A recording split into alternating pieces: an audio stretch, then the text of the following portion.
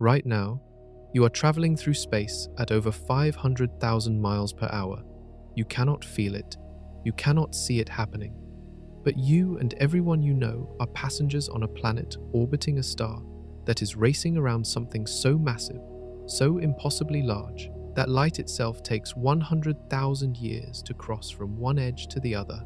This is the Milky Way, our home. And compared to what exists beyond it, we are smaller than you can possibly imagine.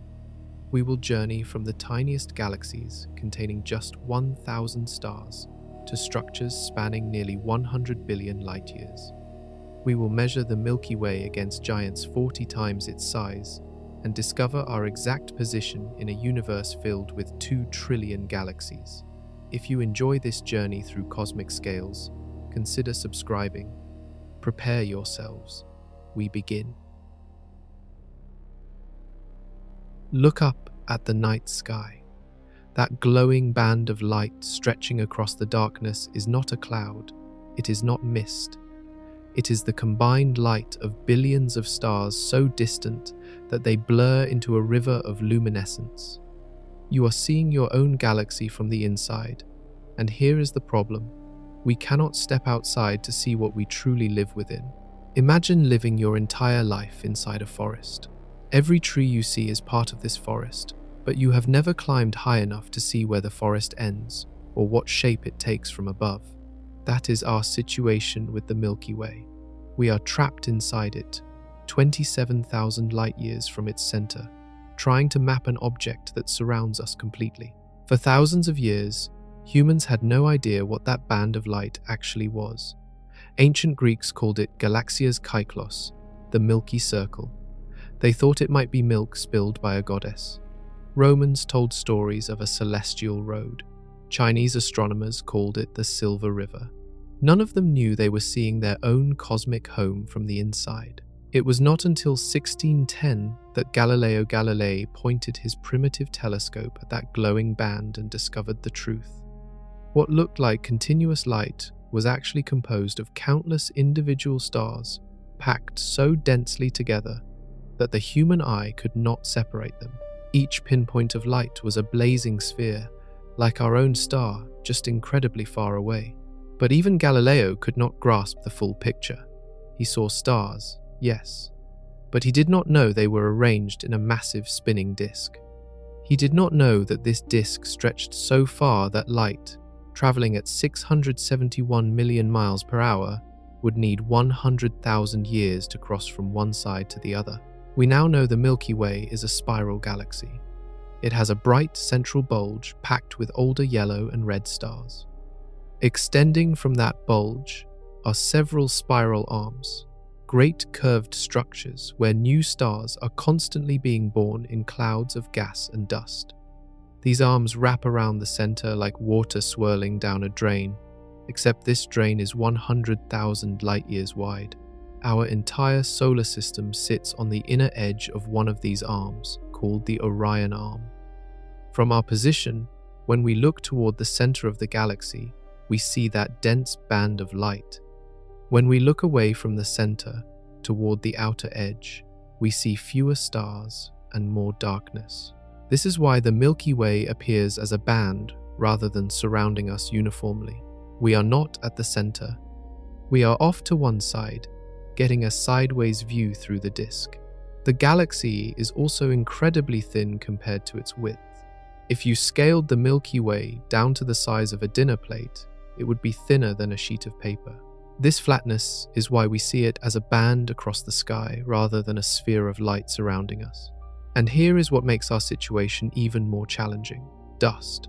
The Milky Way contains enormous clouds of dust particles that block visible light. When we look toward the galactic center, we cannot see all the way through. Billions of stars are hidden from our view, obscured by these cosmic clouds. Astronomers call this the zone of avoidance, a region of the galaxy we simply cannot observe with ordinary telescopes. To map our galaxy, scientists have had to use radio waves, infrared light, and careful measurements of star positions and movements. They have had to piece together a picture of the Milky Way by observing it from the inside, one section at a time. like trying to draw a map of your house while locked in a closet. What they have discovered is both humbling and extraordinary. But understanding the Milky Way is just the beginning, because when you zoom out, when you pull back to see where the Milky Way sits in relation to everything else, the scale becomes almost incomprehensible. The Milky Way contains between 200 billion and 400 billion stars. Stop and consider that number for a moment. 400 billion. If you tried to count them, one per second, without sleeping or stopping, it would take you over 12,000 years to finish. Each of those stars is a massive sphere of burning hydrogen, most of them larger than our own. Many have their own planets. Some have multiple planets. Current estimates suggest there are at least 100 billion planets in the Milky Way, and possibly as many as the number of stars themselves. Billions of those planets are roughly the size of Earth. Billions more orbit in the habitable zone where liquid water could exist. You live on one of those planets. One world among 100 billion or more. Your entire civilization. Every human who has ever lived, every story ever told, every war ever fought, has taken place on this single rocky sphere, 8,000 miles across. Now consider this. Our star is located about 27,000 light-years from the center of the galaxy. That means light from the galactic center, traveling at its incredible speed, takes 27,000 years to reach us. If an astronomer living near the galactic center looked at Earth right now with a powerful enough telescope, they would see Earth as it was 27,000 years ago, during the Stone Age. We orbit the galactic center just like Earth orbits our star, but this orbit is vastly larger and slower. Our star, dragging the entire solar system with it, moves at approximately 514,000 miles per hour through space. At this speed, it takes roughly 230 million years to complete one full orbit around the galaxy. Think about that timescale. The last time our star was in its current position relative to the galactic center, dinosaurs had not yet appeared on Earth. The next time we return to this spot, 230 million years from now, every continent will have shifted to new locations. Species we cannot imagine will likely have evolved and gone extinct. Despite moving at over 500,000 miles per hour, we feel nothing. The motion is too smooth, too constant. Just as you cannot feel Earth rotating on its axis or orbiting around the central star, you cannot feel the Milky Way carrying you through the cosmos at speeds that would cross the entire United States in less than 6 seconds. From our position out in the Orion Arm, we are relatively isolated.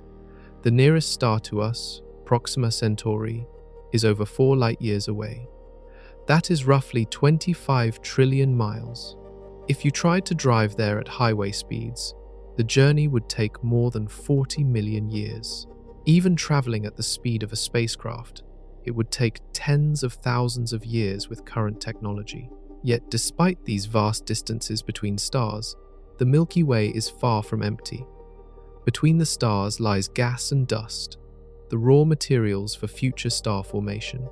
There are also objects we cannot see with ordinary light, black holes, neutron stars, and vast clouds of dark matter holding the galaxy together through gravity alone.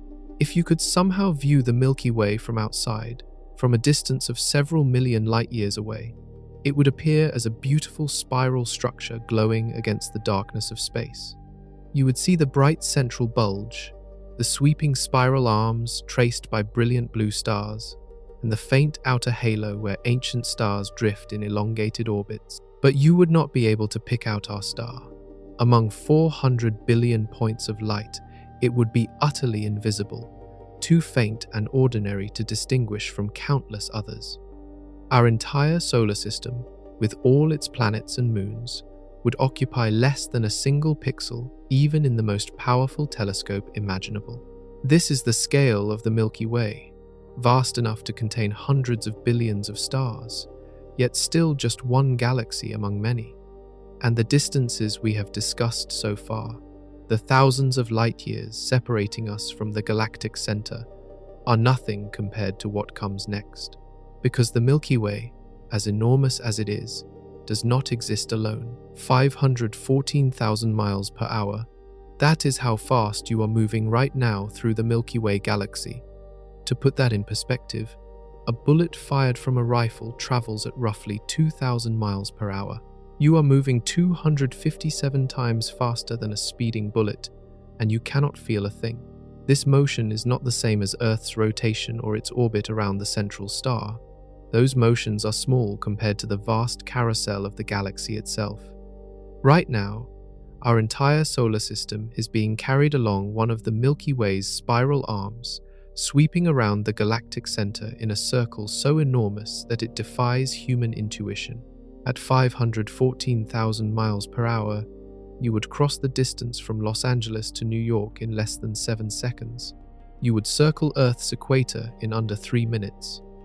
Yet, at this incredible speed, it still takes 230 million years to complete one orbit around the galaxy. This tells you something profound about the scale we are dealing with. The Milky Way is so vast that even moving at 500,000 miles per hour feels like standing still. The stars around us appear fixed in the sky, unchanging over human lifetimes, because the distances are simply too great for motion to be perceptible. But the galaxy is not just carrying us in a circle. The Milky Way itself is moving. The entire galaxy, all 400 billion stars together, is traveling through space at approximately 1,300,000 miles per hour, relative to the cosmic microwave background radiation left over from the Big Bang. Where is it going? Towards something called the Great Attractor, a massive concentration of galaxies that exerts gravitational pull on everything in our region of the universe. We are being pulled, along with thousands of other galaxies, toward this distant gravitational center. And there is more. The Milky Way and the Andromeda Galaxy are moving toward each other. Despite being separated by 2.5 million light-years, they are approaching at roughly 250,000 miles per hour. In approximately 4 billion years, they will collide and merge, creating a new, larger galaxy that astronomers have already nicknamed Milky Way. When that collision happens, the speeds involved will be staggering. 2 galaxies, each containing hundreds of billions of stars, will pass through each other at speeds measured in hundreds of thousands of miles per hour. Yet because stars are so far apart relative to their sizes, actual collisions between individual stars will be extremely rare.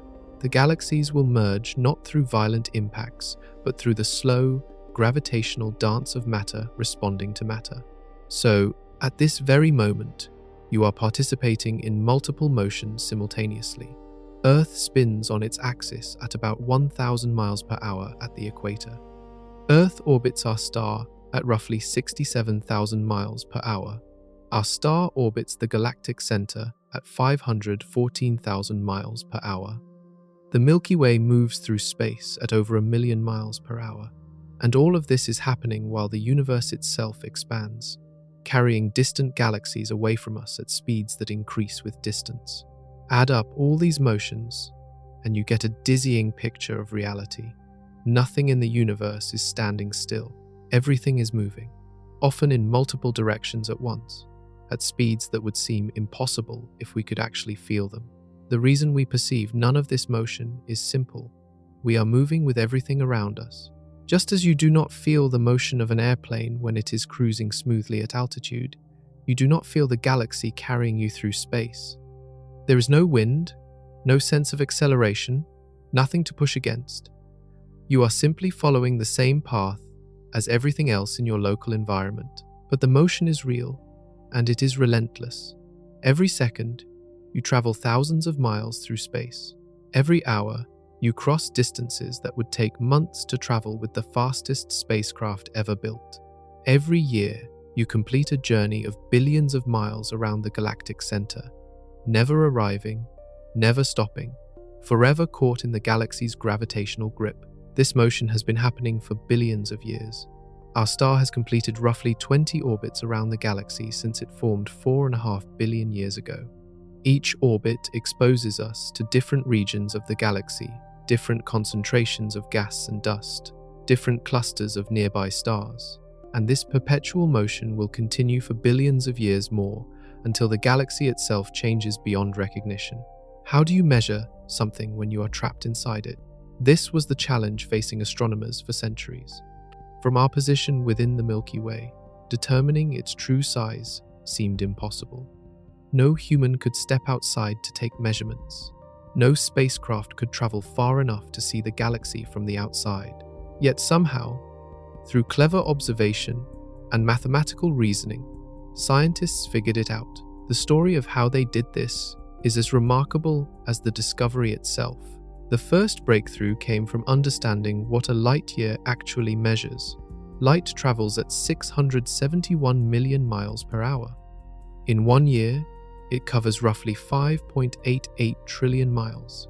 This distance, called a light year, became the standard unit for measuring cosmic distances because everything in space is simply too far away to measure in miles or kilometers. But knowing the unit is not enough. You need a way to determine actual distances to stars. For nearby stars, astronomers use a technique called parallax. Hold your finger up at arm's length and look at it with just your left eye. Now look at it with just your right eye. Notice how your finger appears to shift position against the background. That shift is parallax.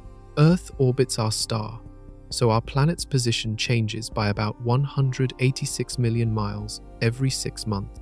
By observing a nearby star in January, then observing the same star in July, astronomers can measure how much the star appears to shift against more distant background stars. The amount of shift reveals the star's distance through simple geometry. This method works beautifully for stars within a few hundred light years. But for more distant stars, the parallax becomes too small to measure accurately, even with the most sophisticated telescopes. So astronomers needed other methods. One powerful technique uses what are called Cepheid variable stars. These are stars that regularly brighten and dim in a predictable pattern. In 1912, astronomer Henrietta Leavitt discovered that the period of this brightening and dimming is directly related to the star's true brightness. A Cepheid that pulses slowly is intrinsically brighter than one that pulses quickly. This discovery was revolutionary. If you know how bright something truly is, and you measure how bright it appears from Earth, you can calculate its distance. It is like seeing a light bulb in the distance. If you know it is a 100-watt bulb, you can estimate how far away it is based on how dim it looks. Using Cepheid variables, astronomers began mapping the three-dimensional structure of the Milky Way. They discovered that our galaxy is not a random collection of stars, but an organized disk with spiral arms. They found that certain types of stars cluster in the central bulge, while others are found primarily in the outer disk. Radio astronomy provided another crucial tool. Hydrogen gas, the most abundant element in the universe, emits radio waves at a specific frequency. By mapping these radio emissions, astronomers could trace the spiral arms of the galaxy even through the dust clouds that block visible light. This revealed structures we could never see with optical telescopes. More recently, the Gaia Space Telescope has been measuring the precise positions and motions of over 1 billion stars in the Milky Way. By tracking how stars move over time, astronomers can work backward to determine their distances and map the galaxy's structure in unprecedented detail. Through these combined methods, we now know the Milky Way has a diameter of approximately 100,000 light-years. The central bulge is about 10,000 light-years thick. Our position is about 27,000 light-years from the center, placing us roughly 40% of the way out from the center to the edge. We also know the galaxy contains 4 major spiral arms and several smaller arm segments. Stars in the inner galaxy orbit faster than those in the outer regions, causing the spiral pattern to wind up over time. New stars form primarily in the spiral arms, where gas and dust are compressed by the density waves moving through the disk. But even with all this knowledge, mysteries remain. We cannot see through the dust to observe the very center of the galaxy directly in visible light. We must rely on radio, infrared, and X-ray observations to peer into that hidden core. And we still do not know exactly how many spiral arms the Milky Way has, because observing the overall structure from inside remains fundamentally difficult. Measuring the Milky Way from within is like trying to draw a map of a city while walking its streets. You can measure individual blocks and neighborhoods, but assembling those measurements into a complete picture requires careful work and occasional educated guesses. Yet despite these challenges, we have succeeded. We know the scale of our galaxy, we know our place within it, and that knowledge makes the next revelation even more startling. Because measuring what lies beyond the Milky Way revealed structures even more immense. At the very heart of the Milky Way, hidden behind thick clouds of dust and gas, lurks something so massive and so powerful that its gravity dominates the entire galaxy. It is called Sagittarius A star, and it is a supermassive black hole with a mass 4.1 million times greater than our central star. Black holes are regions where gravity has become so intense that nothing, not even light, can escape. They form when massive stars collapse at the end of their lives, compressing matter into an infinitely dense point called a singularity. Around this singularity, there exists a boundary called the event horizon. Cross that boundary, and you are gone forever, pulled inexorably toward the center with no possibility of return. But Sagittarius A star is not a stellar black hole formed from a single collapsed star. It is a supermassive black hole, millions of times more massive, and scientists are still not entirely certain how such monsters form. They may grow slowly over billions of years by consuming gas, dust, and stars. Or they may have formed very early in the universe's history through processes we do not yet understand fully. This black hole sits approximately 27,000 light-years from Earth, at the exact center of the galaxy. Despite its enormous mass, the black hole itself is not large in the way we typically think of size. The event horizon, the point of no return, has a diameter of about 14 million miles. That sounds massive, but it is actually smaller than the orbit of Mercury around our star. What makes Sagittarius A star so influential is not its size, but its gravity. All the stars in the inner galaxy orbit around this central mass. Astronomers discovered its existence by carefully tracking the motions of stars near the galactic center. These stars move at extraordinary speeds, some reaching several million miles per hour, as they whip around the black hole in elliptical orbits. One star, designated S2, completes an orbit around Sagittarius A star every 16 years.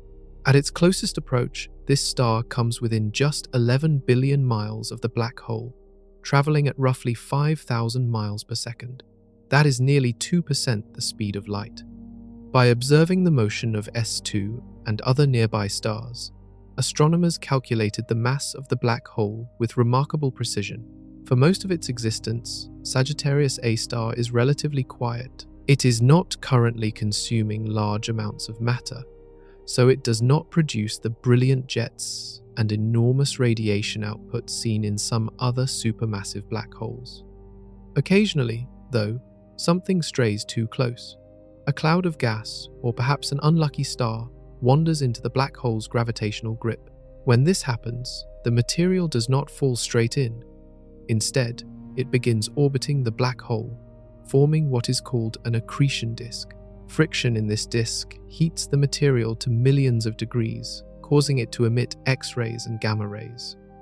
These brief flares tell us that the black hole is feeding, pulling matter across the event horizon and adding to its already stupendous mass. Scientists have also detected strange objects near the galactic center called G clouds. These are dusty, gaseous structures that orbit close to Sagittarius A star. Some astronomers think these might actually be stars hidden within cocoons of gas and dust.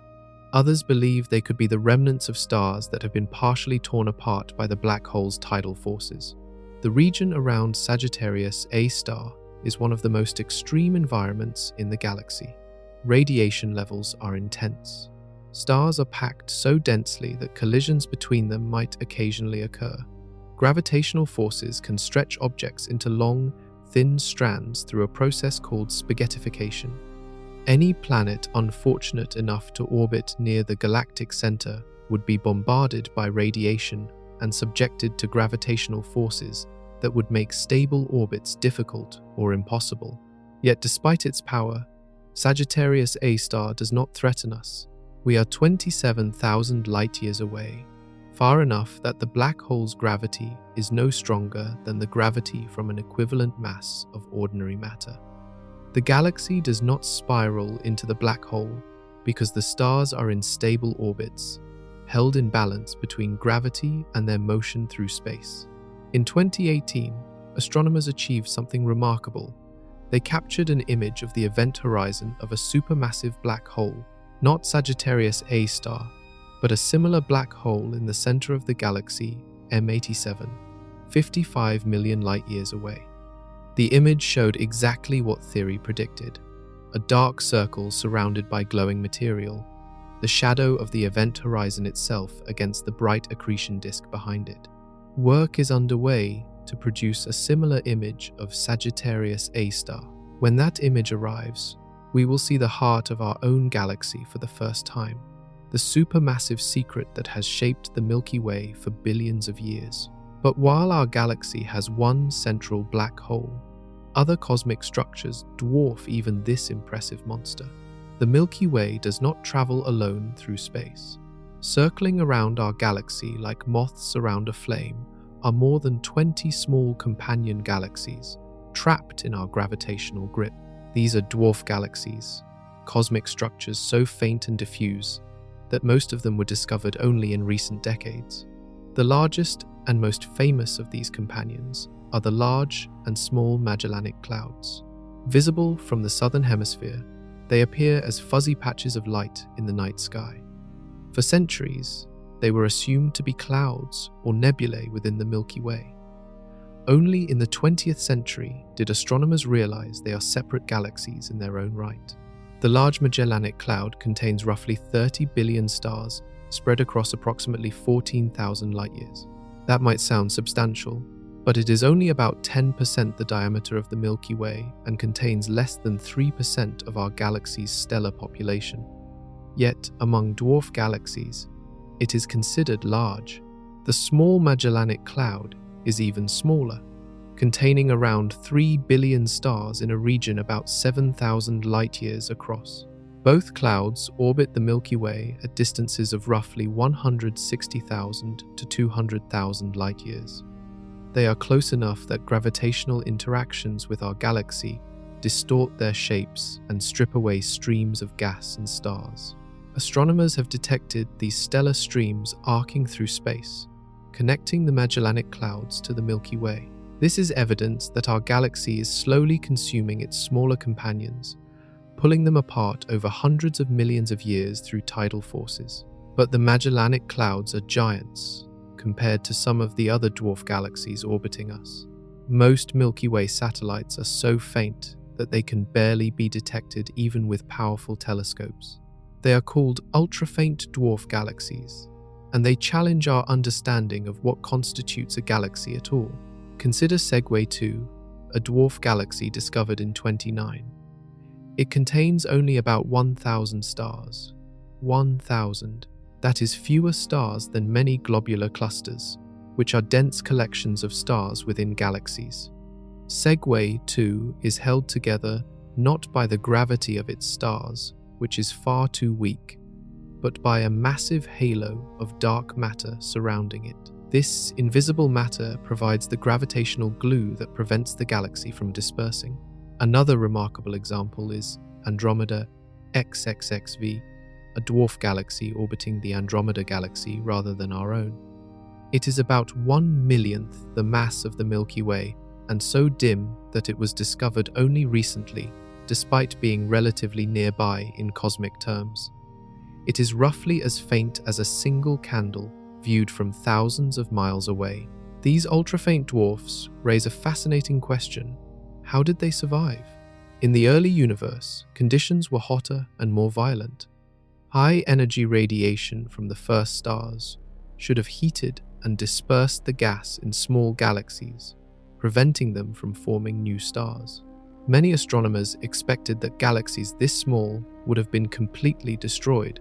Yet here they are, ancient and unchanged, with star populations that are billions of years old. They stopped forming new stars long ago, shortly after the Big Bang, and have simply coasted through space ever since. They are stellar ghost towns, fossils from the early universe. The Milky Way likely has many more dwarf satellites that have not yet been discovered. Some are hidden behind the dense star fields of our galaxy, making them nearly impossible to spot. Others might be so faint that current telescopes cannot detect them. Astronomers estimate there could be hundreds of these tiny galaxies scattered around the Milky Way, each containing anywhere from a few hundred to a few million stars. Some dwarf galaxies are not spherical, but instead stretched into elongated streams. These are the remnants of galaxies that have been completely torn apart by the Milky Way's gravity. The stars that once formed a coherent structure now spread along an orbit, creating a river of stars flowing around our galaxy. One example is the Sagittarius dwarf elliptical galaxy, which is currently in the process of being absorbed. It has already passed through the Milky Way's disk multiple times, and each passage strips away more of its stars. Eventually, nothing will remain but individual stars scattered throughout our galaxy, indistinguishable from stars that formed here originally. This is the fate of all dwarf galaxies that venture too close to the Milky Way. Our galaxy grows by consuming its smaller neighbors, adding their stars to its own population. Over billions of years, the Milky Way has likely absorbed dozens of dwarf galaxies, erasing them from existence and incorporating their matter into its own structure. But while the Milky Way dominates its dwarf companions, it is not the dominant galaxy in our local neighborhood. That distinction belongs to something much, much larger. 2.5 million light-years away, separated from us by an ocean of empty space, lies the Andromeda Galaxy. It is the nearest major galaxy to the Milky Way, and it is coming closer. Andromeda is larger than the Milky Way in almost every measurable way. Its disk stretches roughly 220,000 light-years across, more than twice the diameter of our galaxy. It contains approximately 1 trillion stars, 2 to 3 times more than the Milky Way's population. Its total mass, including dark matter, is estimated at around 1.5 trillion times the mass of our central star. If you could see Andromeda's full extent from Earth, it would appear 6 times wider than the full moon in the sky. We cannot see this with our eyes because most of the galaxy is too faint. Only the bright central core is visible as a fuzzy patch of light. But long exposure photographs reveal the galaxy's true majesty, a grand spiral with well-defined arms, glowing with the light of 1 trillion distant stars. Andromeda's sheer size is humbling. The Milky Way, which seems so vast when we consider our position within it, is actually the smaller partner in this cosmic duo. If the two galaxies were people standing side by side, the Milky Way would reach roughly to Andromeda's shoulder. Despite the enormous distance separating them, the two galaxies are gravitationally bound. They orbit around a common center of mass, and that motion is bringing them together. Spectroscopic measurements show that Andromeda is approaching us at roughly 250,000 miles per hour. This might sound fast, but given the distance involved, the two galaxies will not collide for approximately 4 billion years. When the collision begins, it will be a slow-motion catastrophe spanning hundreds of millions of years. The galaxies will initially pass through each other, their stars rarely colliding because of the vast distances between them. But the gravitational interaction will distort both galaxies, flinging stars into long tidal tails and triggering enormous bursts of new star formation as gas clouds collide and compress.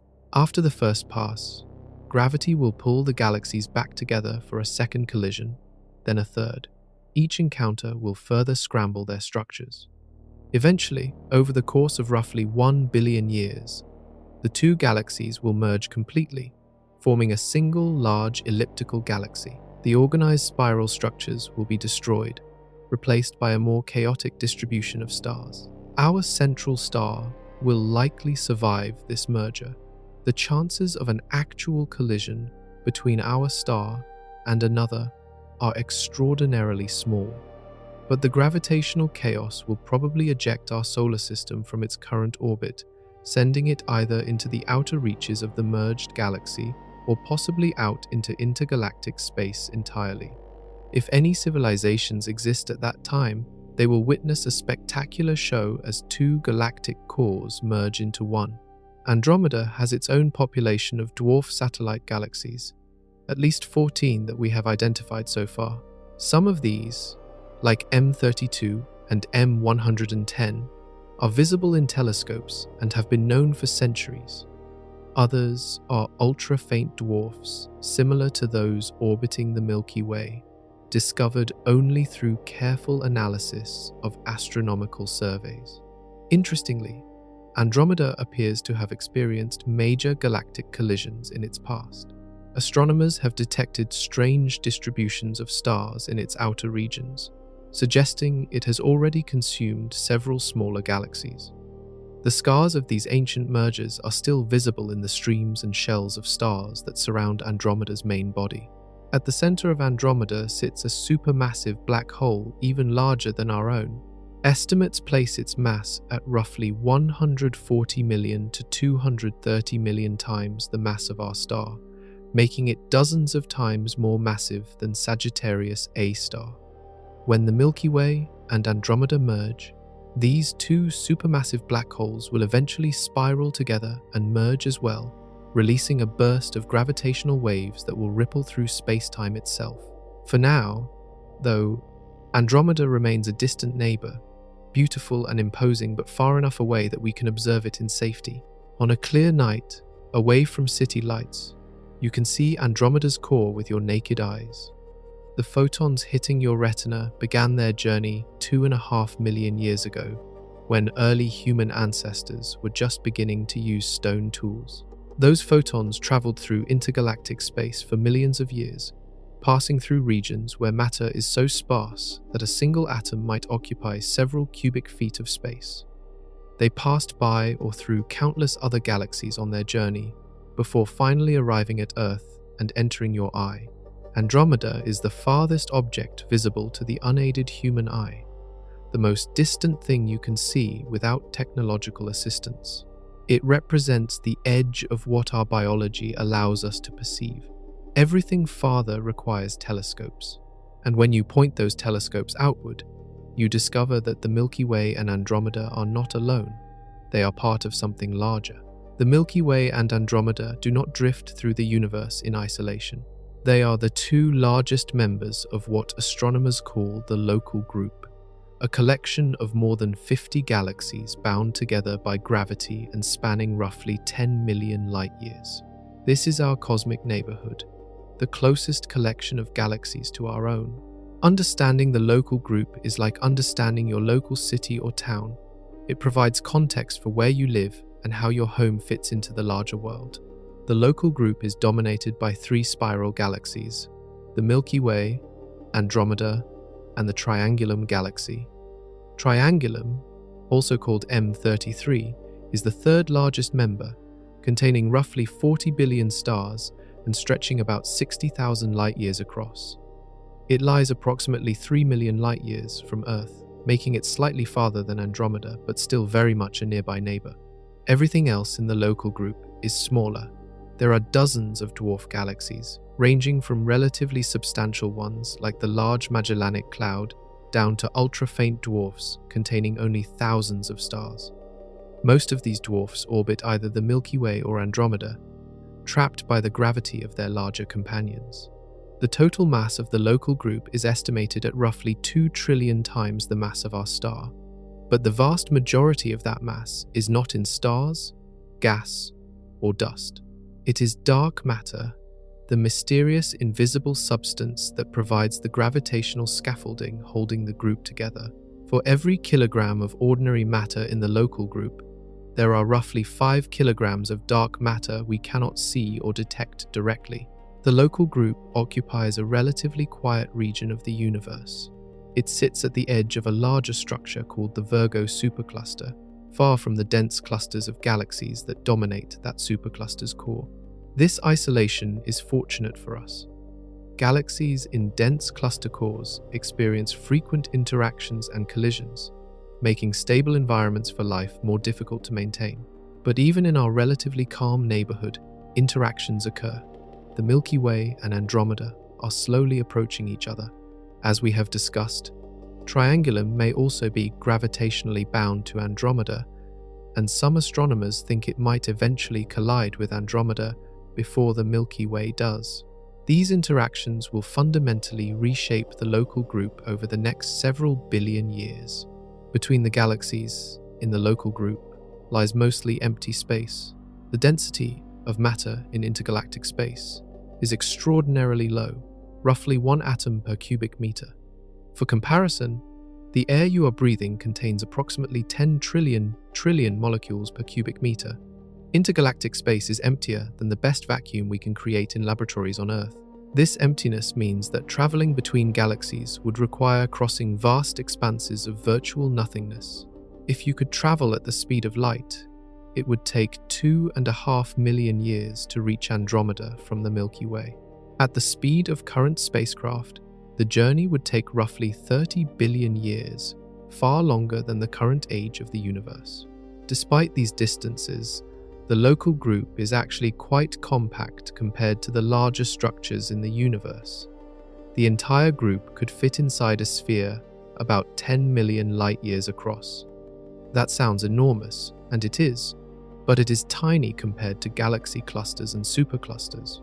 Observing other members of the local group provides crucial information about galaxy formation and evolution. Because they are so close, astronomers can study individual stars in nearby dwarf galaxies, determining their ages, compositions, and motions.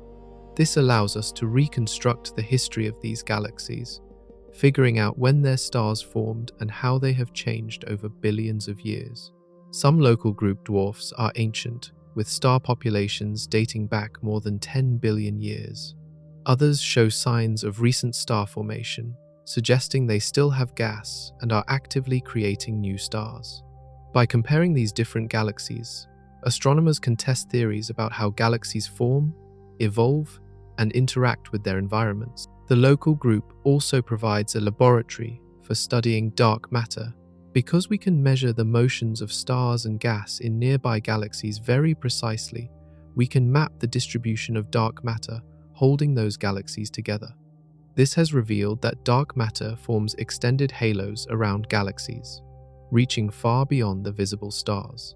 But the local group is not the only collection of galaxies in our region of space. It is actually a relatively minor component of a much larger structure, one so vast that it dwarfs everything we have discussed so far. This structure pulls on the local group, influencing our motion through space and determining our ultimate fate. The Milky Way is ordinary. This might come as a surprise after learning about its 400 billion stars, its supermassive black hole, and its 100,000 light-year diameter. But in the grand scheme of galaxies, the Milky Way is remarkably average. It is neither among the largest nor the smallest. It is not particularly bright or particularly dim. It is simply one typical spiral galaxy among hundreds of billions. This ordinariness is actually important. If the Milky Way were unusual, we might wonder whether our existence is connected to whatever makes it special.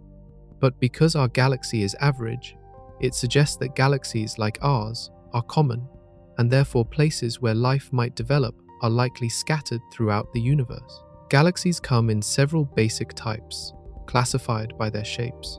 Spiral galaxies like the Milky Way have flat rotating disks with curved arms and a central bulge.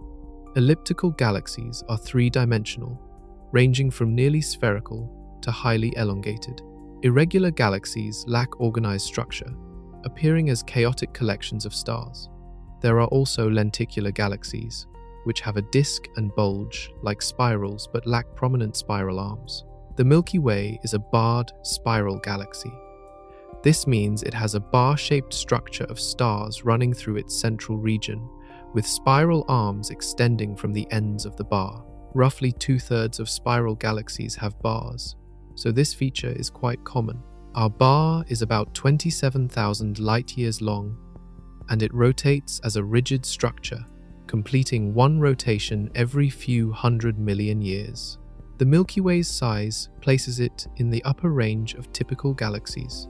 Most galaxies in the universe are actually much smaller. Dwarf galaxies vastly outnumber large ones. If you selected a galaxy at random from the universe, it would probably be a dwarf with fewer than 10 billion stars. In that context, the Milky Way's hundreds of billions of stars make it larger than average, but not exceptionally so. In terms of mass, the Milky Way is also fairly typical for a large spiral. Estimates place its total mass, including dark matter, at roughly 1 trillion times the mass of our central star. This is substantial, but there are many galaxies with similar masses. The Milky Way is not a heavyweight in the cosmic arena, nor is it lightweight. Star formation in the Milky Way proceeds at a moderate pace. Our galaxy produces roughly 3 new stars per year on average. Some galaxies, called starburst galaxies, form stars hundreds or even thousands of times faster. These galaxies burn through their gas supplies quickly, creating brilliant displays of young, hot stars. The Milky Way's more sedate rate of star formation suggests it will continue producing new stars for billions of years to come. The metallicity of the Milky Way, meaning the abundance of elements heavier than hydrogen and helium, is also typical. Older stars in the galaxy have lower metallicity because they formed when the universe was younger and contained fewer heavy elements. Younger stars have higher metallicity because they formed from gas enriched by previous generations of stars that exploded as supernovae, scattering heavy elements into space. One way the Milky Way might be somewhat unusual is in its relatively quiet central black hole. Some galaxies have supermassive black holes that are actively consuming large amounts of matter, creating brilliant quasars or active galactic nuclei that can outshine the entire rest of the galaxy. Sagittarius A star is comparatively calm, consuming matter at a trickle rather than a flood. This might be fortunate for life in the galaxy, as active galactic nuclei flood their surroundings with radiation that could sterilize nearby star systems. The Milky Way's location in a relatively sparse region of the universe might also be somewhat fortunate. Galaxies in the dense cores of galaxy clusters experience more frequent interactions and mergers, which can disrupt star systems and trigger bursts of star formation. The Milky Way's more isolated position has allowed it to evolve more smoothly, maintaining its spiral structure for billions of years. But these minor peculiarities do not make the Milky Way special. There are millions of other galaxies with similar properties scattered throughout the observable universe. Our galaxy is one example of a very common type of cosmic structure. This realization has profound implications. If the Milky Way is typical, and if life arose here, then life might also arise in countless other typical galaxies throughout the universe. The ordinariness of our cosmic home suggests that we might not be alone, that somewhere among those millions of similar galaxies, other civilizations might have developed. Of course, we do not yet know how common life is. We have no confirmed examples of life beyond Earth. But the fact that Earth orbits an average star in an average location within an average galaxy suggests there is nothing cosmically unique about our situation. What happened here could happen elsewhere. Yet even an average galaxy, like the Milky Way, is profoundly influenced by its environment. We do not float alone through empty space. We are part of larger structures, and those structures shape our motion and evolution. The nearest of these larger structures is already pulling us toward it, 60 million light-years from Earth. In the direction of the constellation Virgo lies the densest concentration of galaxies in our region of the universe. It is called the Virgo cluster, and it contains more than 1,000 large galaxies, plus thousands of smaller dwarf galaxies packed into a region roughly 15 million light-years across. The Virgo cluster is a violent place by cosmic standards. Galaxies there move at speeds exceeding 1 million miles per hour, their motions dominated by the cluster's immense gravitational field.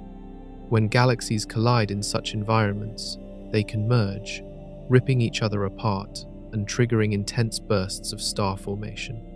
The space between galaxies is filled with hot gas at temperatures of millions of degrees, glowing in X-rays but invisible to the human eye.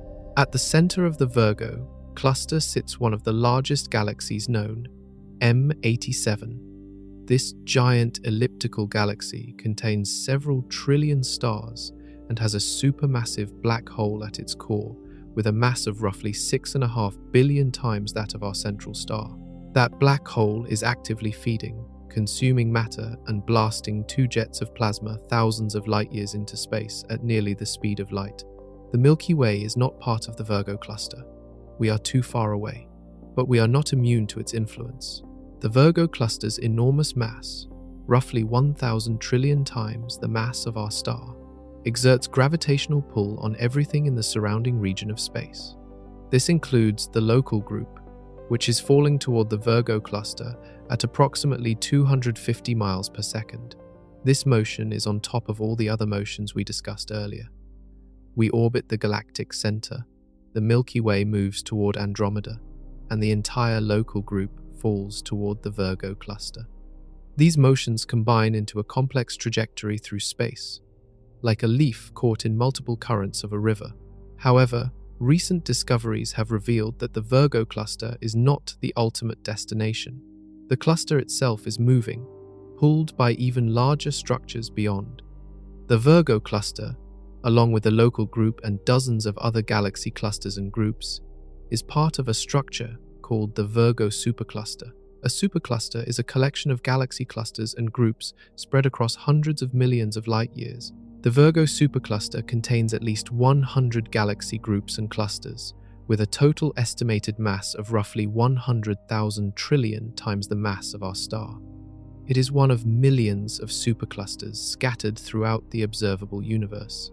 For decades, astronomers believed the Virgo supercluster was the largest structure containing the Milky Way. But in 2014, a team of researchers led by R. Brent Tully published a revolutionary new map of our cosmic neighborhood. Using measurements of galaxy velocities, they defined superclusters not by simple proximity, but by gravitational flow. Galaxies that move together, falling toward a common center of mass, belong to the same supercluster. This new definition revealed something stunning. The Virgo supercluster is actually part of an even larger structure. The Virgo cluster, the local group, and everything in between, along with several other superclusters, all belong to a single enormous gravitational basin of attraction. The researchers named this structure Laniakea, a Hawaiian word meaning immense heaven. Laniakea spans 520 million light-years. It contains approximately 100,000 large galaxies. Its total mass is roughly 100 million billion times the mass of our central star. To put that in perspective, if our star were a grain of sand, Laniakea would weigh more than Earth's entire biosphere. The Virgo cluster sits at one edge of Laniakea, pulling the local group toward it.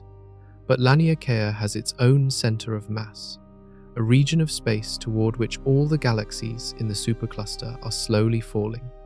This gravitational center is called the Great Attractor, and it sits roughly 200 million light-years away from us. The Great Attractor is partially hidden behind the Milky Way's disk, in the zone of avoidance where dust blocks our view. But astronomers have mapped it using infrared and radio observations, revealing a massive concentration of galaxy clusters moving together through space. Everything in Laniakea, including us, is being pulled toward this gravitational focal point. But the story does not end there. Laniakea itself is moving. It is being pulled toward an even more massive structure called the Shapley supercluster, located approximately 650 million light-years away.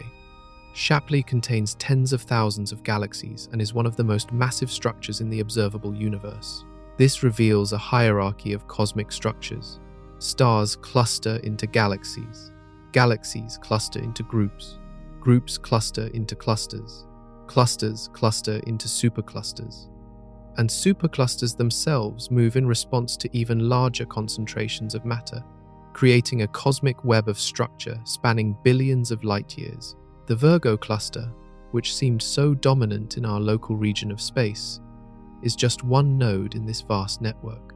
Its gravity shapes our motion, but it is itself shaped by structures beyond.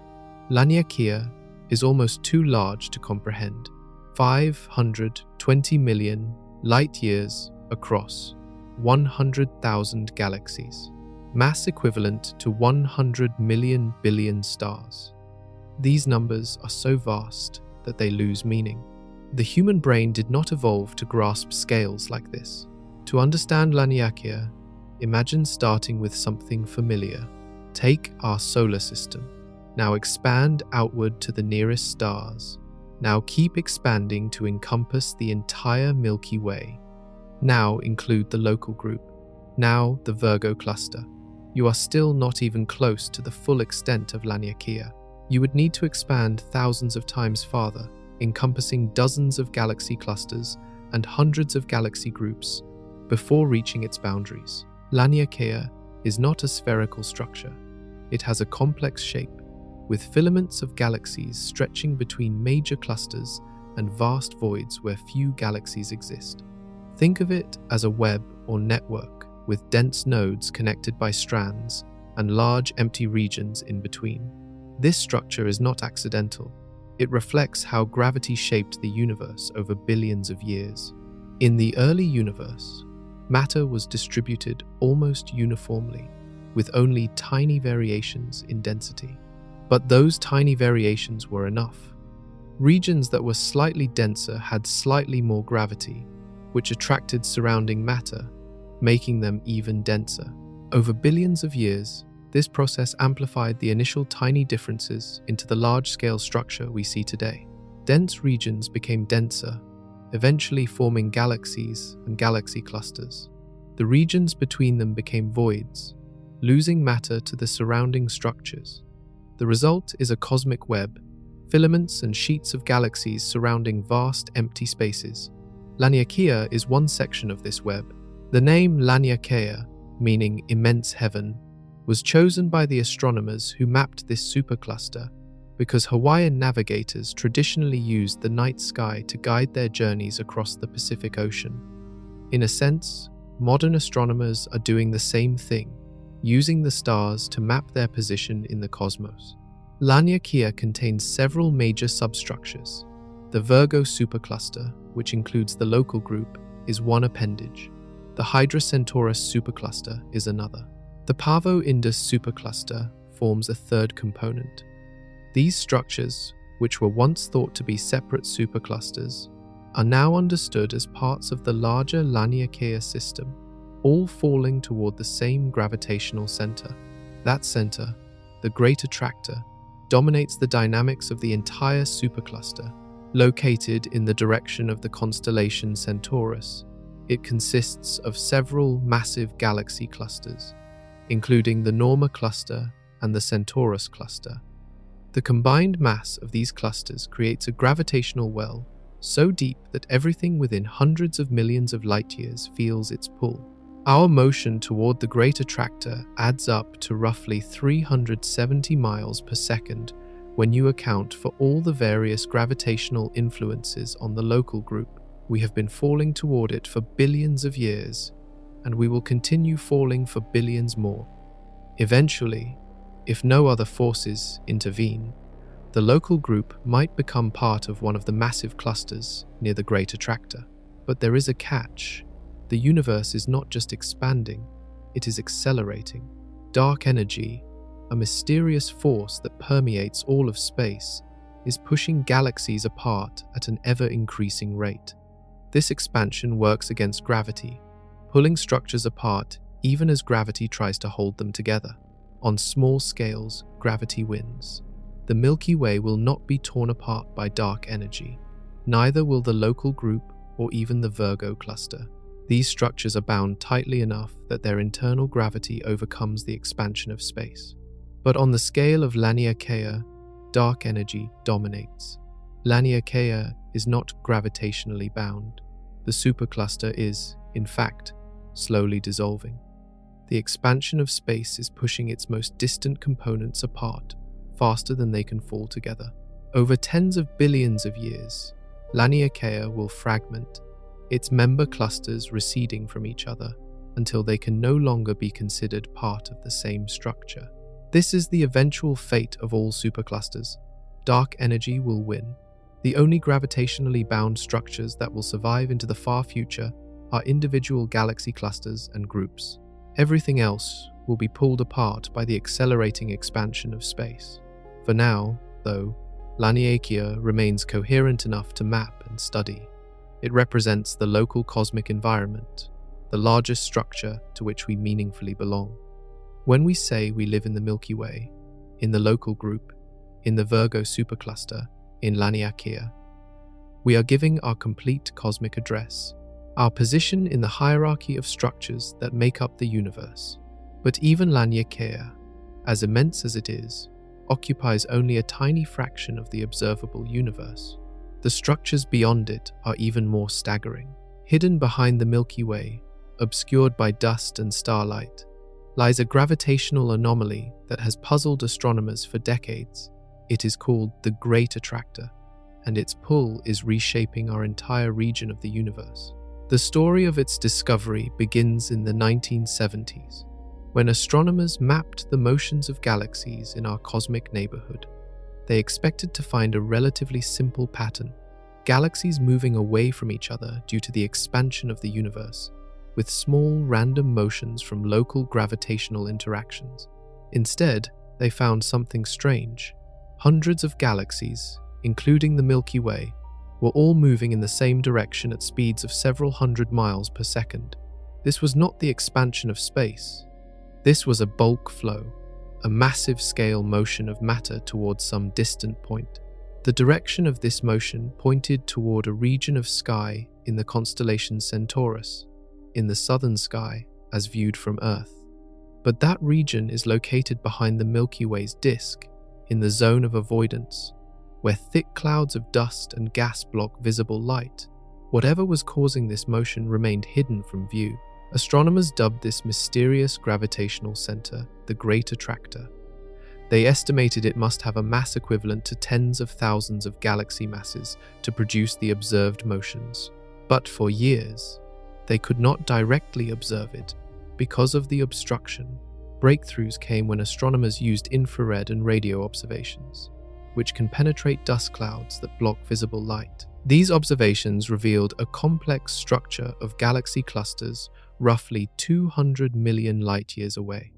The Norma cluster, the Centaurus cluster, and several other massive concentrations of galaxies create a gravitational focal point, pulling on everything around it. The Great Attractor is not a single object. It is a region of space where multiple galaxy clusters are concentrated, creating a combined gravitational pull far stronger than any individual cluster. Think of it as a valley in the cosmic landscape. Galaxies slide downhill toward it, accelerating as they approach. Our motion toward the Great Attractor occurs at roughly 370 miles per second. This is separate from our motion toward the Virgo cluster and separate from the Milky Way's approach to Andromeda. All these motions add together like vectors, creating a complex three-dimensional path through space. What makes the Great Attractor particularly intriguing is that it is not the only massive structure affecting our motion. Beyond it, at a distance of approximately 650 million light-years, lies the Shapley supercluster, an even more massive concentration of galaxies. The Shapley supercluster contains tens of thousands of galaxies spread across several major clusters. Its total mass is estimated at more than 10,000 trillion times the mass of our central star. The Shapley supercluster exerts its own gravitational influence on our motion. Some astronomers argue that what we call the Great Attractor is actually just an intermediate waypoint, and the true destination of our cosmic journey is the Shapley supercluster. In this view, the Great Attractor is important, but it is part of a larger flow pattern spanning even greater distances. Mapping these large-scale motions has revealed something profound about the universe. Structure exists on all scales.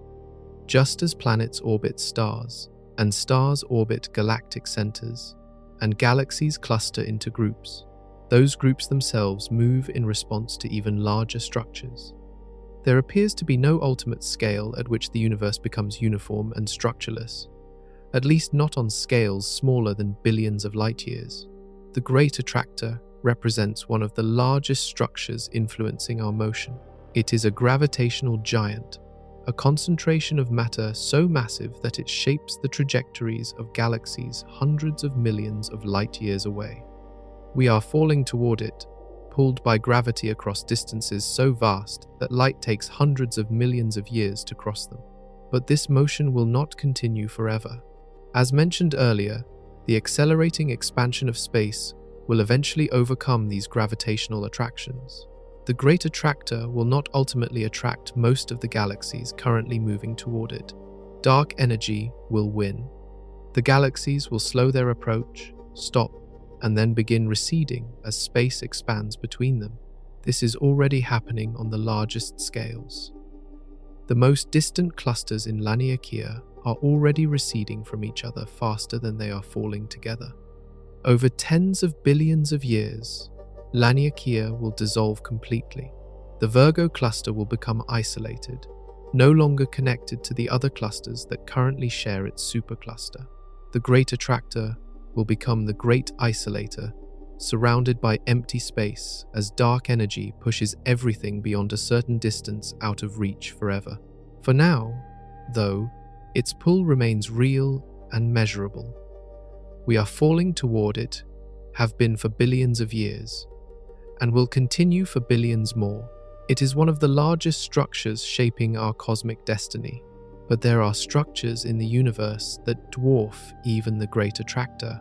Imagine a galaxy so large that if you placed it where the Milky Way sits, it would stretch past the Andromeda Galaxy, past the Triangulum Galaxy, past every member of the local group, reaching into intergalactic space beyond. This is not science fiction. This galaxy exists. It is called IC1101, and it is one of the largest galaxies ever discovered. IC1101 lies approximately 1.15 billion light-years from Earth in the constellation Virgo.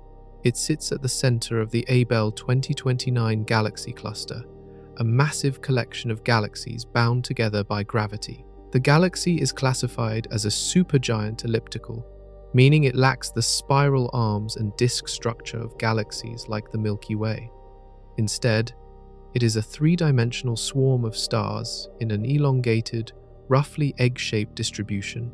The numbers associated with IC1101 are staggering. Its diameter spans approximately 400,000 to 550,000 light-years, depending on how the measurement is made. That is 4 to 5 times wider than the Milky Way.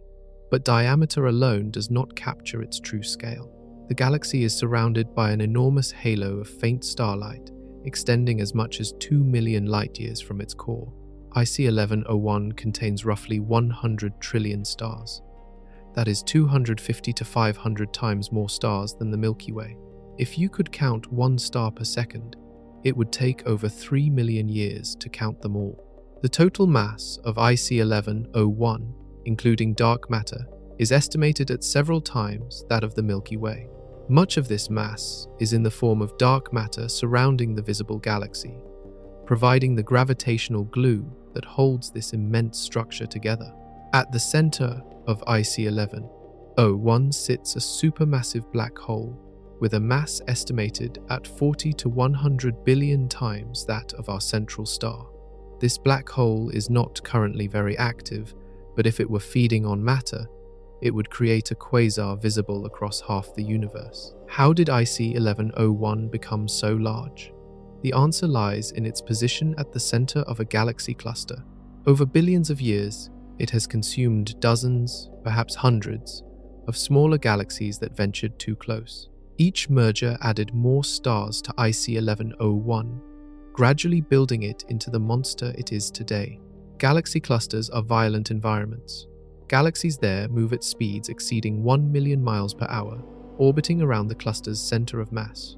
When two galaxies pass close to each other, tidal forces can rip them apart. The largest galaxy at the cluster center, known as the brightest cluster galaxy, acts like a gravitational trap, gradually accumulating matter from these interactions. IC 1101 is a brightest cluster galaxy. It sits at the gravitational center of Abell 2029, surrounded by hundreds of other galaxies that orbit around it. Over cosmic timescales, many of these smaller galaxies will eventually be consumed, adding their stars to IC 1101 and making it even larger. The galaxy's star population is old.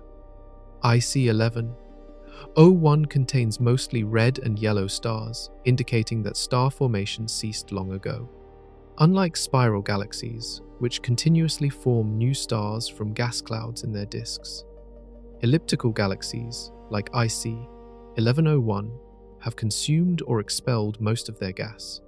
Without raw materials for new stars, the galaxy is slowly fading, its existing stars gradually burning out. This gives IC 1101 a bleak future. Its stars will age and die over trillions of years, and no new stars will replace them.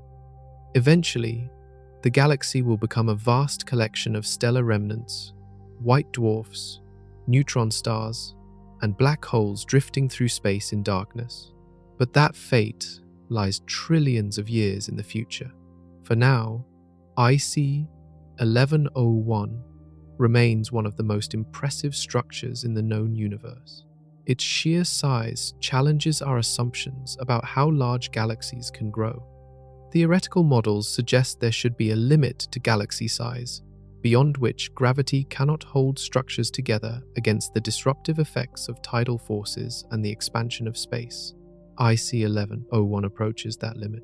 Galaxies significantly larger than this are extremely rare, suggesting that we are seeing something close to the maximum possible size for a gravitationally bound collection of stars. For comparison, if you placed IC 1101 next to the Milky Way, our galaxy would look like a dwarf. If both galaxies were countries, IC 1101 would be Russia and the Milky Way would be France. The size difference is that dramatic. Yet, even IC 1101 is tiny compared to the larger structures in the universe.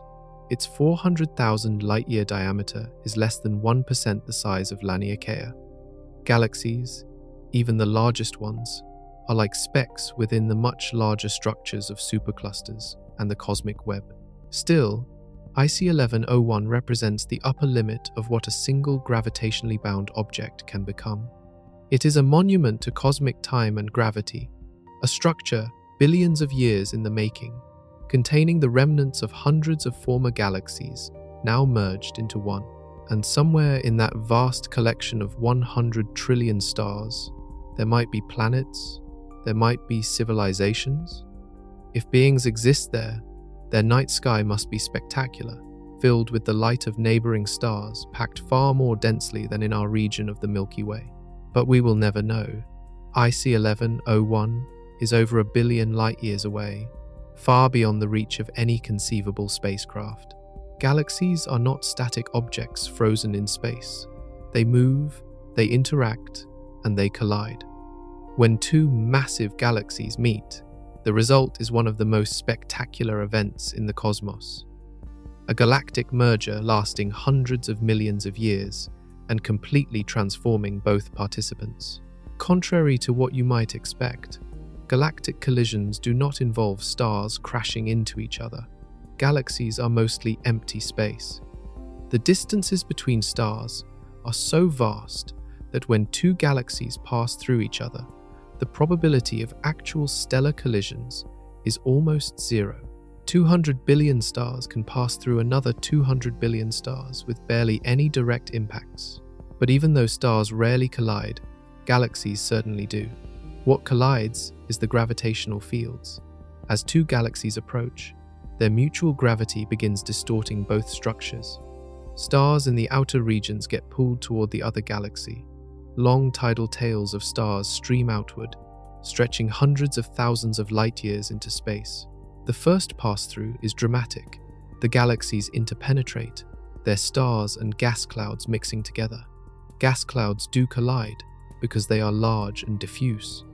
These collisions compress the gas, triggering enormous bursts of star formation.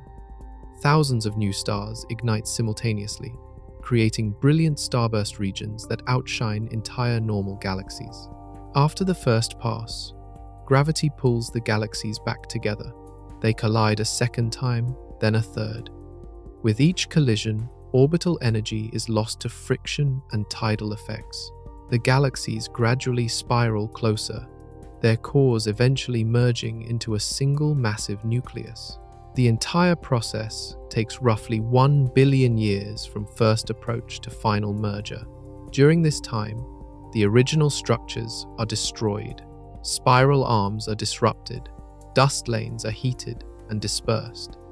The organized rotation of spiral galaxies is scrambled into the chaotic motion of an elliptical galaxy.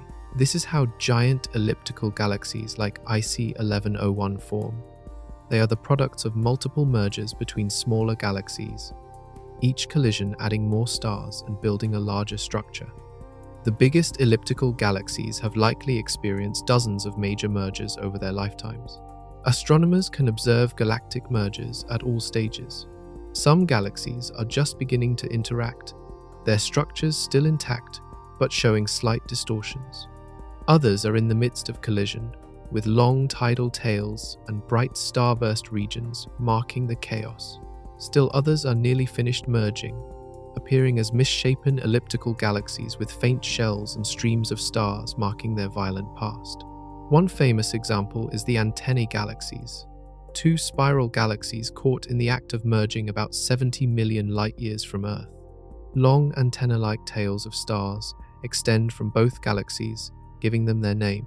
Between the galaxies, bright pink and blue regions mark areas of intense star formation triggered by colliding gas clouds. Another example is NGC 6240, a pair of galaxies so deeply merged that they appear as a single chaotic structure. Infrared observations reveal two supermassive black holes at the center, the former cores of the two original galaxies, now spiraling toward each other. Eventually, these black holes will merge, releasing a burst of gravitational waves. The Milky Way's future collision with Andromeda will follow this same pattern. First approach in about 4 billion years. Multiple passes over the next billion years. Gradual merger into a single elliptical galaxy that astronomers have nicknamed Milky Way. During the merger, the night sky as seen from Earth will transform. Andromeda will grow larger, eventually filling much of the sky. The Milky Way's structure will become distorted and eventually unrecognizable. New stars will form in enormous numbers as gas clouds collide. The combined light from these new stars could make the night sky bright enough to read by, even without artificial light. But individual stars, including our own, will likely survive unharmed. The solar system might be flung into a different orbit, possibly into the outer regions of the merged galaxy or even out into intergalactic space. But the chances of our star actually colliding with another star remain vanishingly small. Supermassive black holes at galactic centers survive and merge during these collisions. When two supermassive black holes spiral together, they emit gravitational waves, ripples in space-time itself. These waves carry away energy, causing the black holes to gradually approach each other until they finally merge in a fraction of a second, creating a single more massive black hole. Galactic mergers are more common in the past than today. In the early universe, when galaxies were closer together and the cosmos was more crowded, mergers happened frequently. Many galaxies experienced multiple mergers, growing rapidly through accretion. Today, the universe has expanded enough that galaxies are more spread out, and mergers are less frequent, but they still occur, especially in galaxy clusters, where galaxies are packed more densely. The center of every rich galaxy cluster contains a brightest cluster galaxy that has grown by cannibalizing its neighbors. These monsters continue growing, adding more stars with each merger, becoming larger and more massive over time. Galactic mergers are violent, transformative events that reshape structures containing hundreds of billions of stars. Yet they unfold slowly enough that any civilizations present would have millions of years to observe and study the process. While IC 1101 represents the upper limit of galactic size, there exist galaxies at the opposite extreme, tiny collections of stars barely large enough to qualify as galaxies at all. Some contain only a few thousand stars. They are called ultra-faint dwarf galaxies, and their very existence is puzzling. Consider Segway 2, a dwarf galaxy orbiting the Milky Way at a distance of roughly 115,000 light-years. It contains approximately 1,000 stars spread across a region about 500 light-years across. 1,000 stars. Most globular clusters, which are dense balls of stars within galaxies, contain more stars than that. What makes Segway 2 a galaxy rather than a cluster is dark matter. Observations of stellar motions reveal that Segway 2 must be embedded in a dark matter halo roughly 1 million times the mass of our central star. This invisible matter provides the gravitational binding that holds the galaxy together. Without it, the stars would disperse into space. Segway 2 is extraordinarily faint, with a total brightness only 900 times that of our star. The Milky Way, by comparison, is 20 billion times brighter. If you could somehow transport Segway 2 to replace our central star in the sky, it would appear dimmer than the full moon. Ultra-faint dwarfs, like Segway 2, pose a problem for our understanding of galaxy formation. According to theory, the early universe was hot and filled with high-energy radiation. This radiation should have heated gas in small galaxies, blowing it away and preventing star formation. Galaxies as small as Segway 2 should have been sterilized, unable to form even the few stars they possess. Yet they exist. And not just a few of them. Astronomers have discovered dozens of ultra-faint dwarfs orbiting the Milky Way and Andromeda. Each contains somewhere between a few hundred and a few 100,000 stars, all of them old. These galaxies stopped forming stars more than 10 billion years ago, shortly after the Big Bang, and have simply coasted through space unchanged ever since. They are fossils from the early universe, pristine examples of what the first galaxies might have looked like. Their stars formed from gas that contained almost no elements heavier than hydrogen and helium, because not enough time had passed for earlier generations of stars to create and disperse heavy elements through supernova explosions. Another remarkable dwarf galaxy is Andromeda 35, discovered orbiting Andromeda at a distance of about 3 million light-years. It is roughly 1/1,000,000th the mass of the Milky Way, and so faint that it was detected only recently despite being relatively nearby. Describing it as faint hardly captures the reality. It is dimmer than a single candle viewed from thousands of miles away. These ultra-faint galaxies raise fascinating questions about dark matter. They are the most dark matter-dominated objects known. In normal galaxies, dark matter outweighs ordinary matter by a factor of 5 or 6 to 1. In ultra-faint dwarfs, that ratio can reach 1,000 to 1 or more. They are essentially dark matter structures with a few stars sprinkled in, the dark matter doing almost all the gravitational work. Why did these tiny galaxies survive when theory suggests they should not have? One possibility is that they formed very early, before the universe became fully ionized. In the first few 100 million years after the Big Bang, neutral hydrogen filled space. This hydrogen could shield small galaxies from the intense radiation that came later, allowing them to form stars before the radiation arrived to blow away their gas. Another possibility is that ultra-faint dwarfs are survivors of a larger population that has since been destroyed. For every dwarf we see, there might have been dozens or hundreds that did not survive, torn apart by tidal forces or consumed by larger galaxies. The ones we observe might simply be the lucky ones. The Milky Way likely has many more ultra-faint dwarfs orbiting it that remain undiscovered. They are so dim that detecting them requires carefully analyzing astronomical survey data, looking for slight overdensities of stars in particular regions of the sky. Each new generation of telescopes reveals a few more, but many probably lurk beyond our current detection limits. Some ultra-faint dwarfs are not just faint, but also incredibly diffuse. Crater 2, another Milky Way satellite, spreads its stars across a region over 7,000 light-years in diameter, despite containing fewer than 1 million stars. Its stars are so spread out that the galaxy is barely distinguishable from the background. It is like cosmic fog, barely there. These tiny galaxies provide crucial tests for dark matter theories. Because they are so dominated by dark matter, studying their structure and dynamics reveals properties of dark matter that are difficult to detect in larger galaxies, where ordinary matter plays a bigger role. They also represent the smallest building blocks of cosmic structure. In hierarchical models of galaxy formation, small galaxies formed first, then merged over time to build larger galaxies. Ultra-faint dwarfs might be leftovers from this early era, the last survivors of the first generation of galaxies, too small to merge with anything else, simply orbiting larger galaxies and slowly fading as their stars age.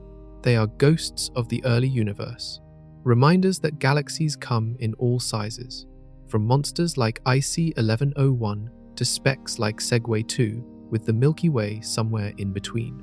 Everything we have discussed so far, every galaxy and star, every structure visible in telescopes, represents only about 15% of the matter in the universe. The remaining 85% is dark matter, and we cannot see it at all. Dark matter does not emit light. It does not absorb light. It does not reflect light. It does not interact with electromagnetic radiation in any detectable way. We know it exists only through its gravitational effects on ordinary matter. The first hints of dark matter came in the 1930s, when astronomer Fritz Zwicky studied the Coma cluster of galaxies. He measured the speeds at which galaxies moved within the cluster and calculated how much mass would be needed to hold the cluster together gravitationally. The answer shocked him. There had to be roughly 400 times more mass than could be accounted for by visible stars.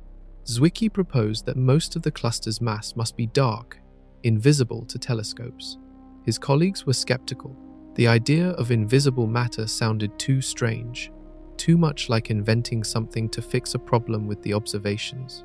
But more evidence accumulated over the decades. In the 1970s, astronomer Vera Rubin studied the rotation curves of spiral galaxies. She measured how fast stars orbited at different distances from galactic centers.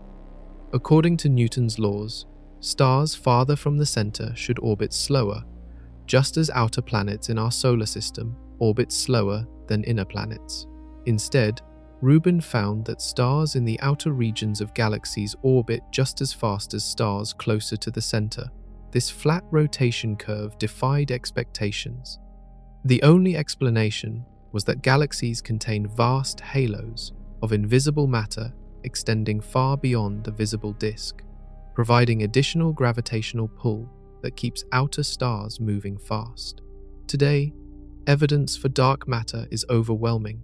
It shows up in galaxy rotation curves, in the motions of galaxies within clusters, in gravitational lensing, where light from distant objects is bent by invisible mass, and in the cosmic microwave background radiation from the early universe. Every observation points to the same conclusion. Most of the matter in the universe is dark. What is dark matter made of? We do not know. It is not ordinary matter made of protons, neutrons, and electrons. It is something else entirely. Some type of particle that interacts with ordinary matter only through gravity.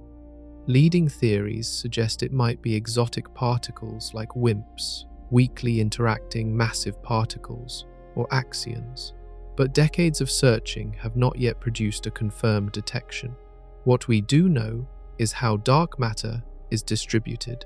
Computer simulations show that dark matter forms vast halos around galaxies, with higher concentrations at the center, gradually declining toward the edges. These dark matter halos extend far beyond the visible stars, potentially reaching hundreds of thousands of light years from galactic centers. The Milky Way sits within a dark matter halo roughly 600,000 light years across, containing a total mass perhaps 10 times that of all the visible stars combined. This halo provides the gravitational scaffolding that holds the galaxy together. Without it, the Milky Way would fly apart. The stars orbit too fast to be held together by the gravity of ordinary matter alone. Dark matter also shaped the formation of galaxies. In the early universe, dark matter clumped together first, creating gravitational wells into which ordinary matter fell. Gas collected in these dark matter halos, cooled, and eventually formed stars. Every galaxy formed inside a pre-existing dark matter structure. On the largest scales, dark matter forms the cosmic web. Simulations of the universe's evolution show dark matter forming vast filaments connecting galaxy clusters with enormous voids in between. This structure emerged naturally from the initial tiny density variations in the early universe, amplified over billions of years by gravitational attraction. Ordinary matter follows the dark matter, collecting in the same filaments and nodes. This is why galaxies are arranged in a web-like pattern rather than being randomly distributed. The visible structure of the universe is a map of the underlying dark matter distribution. Dark matter even affects individual stars. The Milky Way's dark matter halo likely contains billions of times the mass of our central star in dark matter, and some of that dark matter passes through our solar system, through Earth, and through your body right now. Countless dark matter particles are streaming past you every second, undetected because they interact only through gravity. Despite our ignorance about what dark matter is, we can calculate its properties. It must be cold, meaning it moves slowly compared to the speed of light. It must be stable, not decaying into other particles quickly, and it must clump together on large scales while remaining diffuse on small scales, matching the observed structure of galaxies and galaxy clusters. Dark matter is one of the greatest mysteries in modern physics. We know it is there. We know how much there is. We know how it is distributed, but we do not know what it actually is. Solving this mystery is one of the most important goals in physics today, with experiments running deep underground and in space, searching for dark matter particles. For now, dark matter remains invisible, detectable only through its gravitational fingerprints on the cosmos. It is the hidden architecture of the universe, the scaffolding on which everything visible is built, including the Milky Way, the local group, and all the structures we have explored. Step back. Zoom out from the Milky Way, past Andromeda, past the local group, past the Virgo cluster, past Laniakea. Keep going until you can see the full extent of everything we can possibly observe. What you find is staggering. Approximately 2 trillion galaxies filling a sphere 93 billion light-years across. 2 trillion. That number is difficult to grasp. If you could count one galaxy per second, it would take over 63,000 years to count them all. And each of those galaxies contains hundreds of millions to hundreds of billions of stars. The total number of stars in the observable universe is estimated at around 1 septillion, a 1 followed by 24 zeros. These galaxies are not evenly distributed.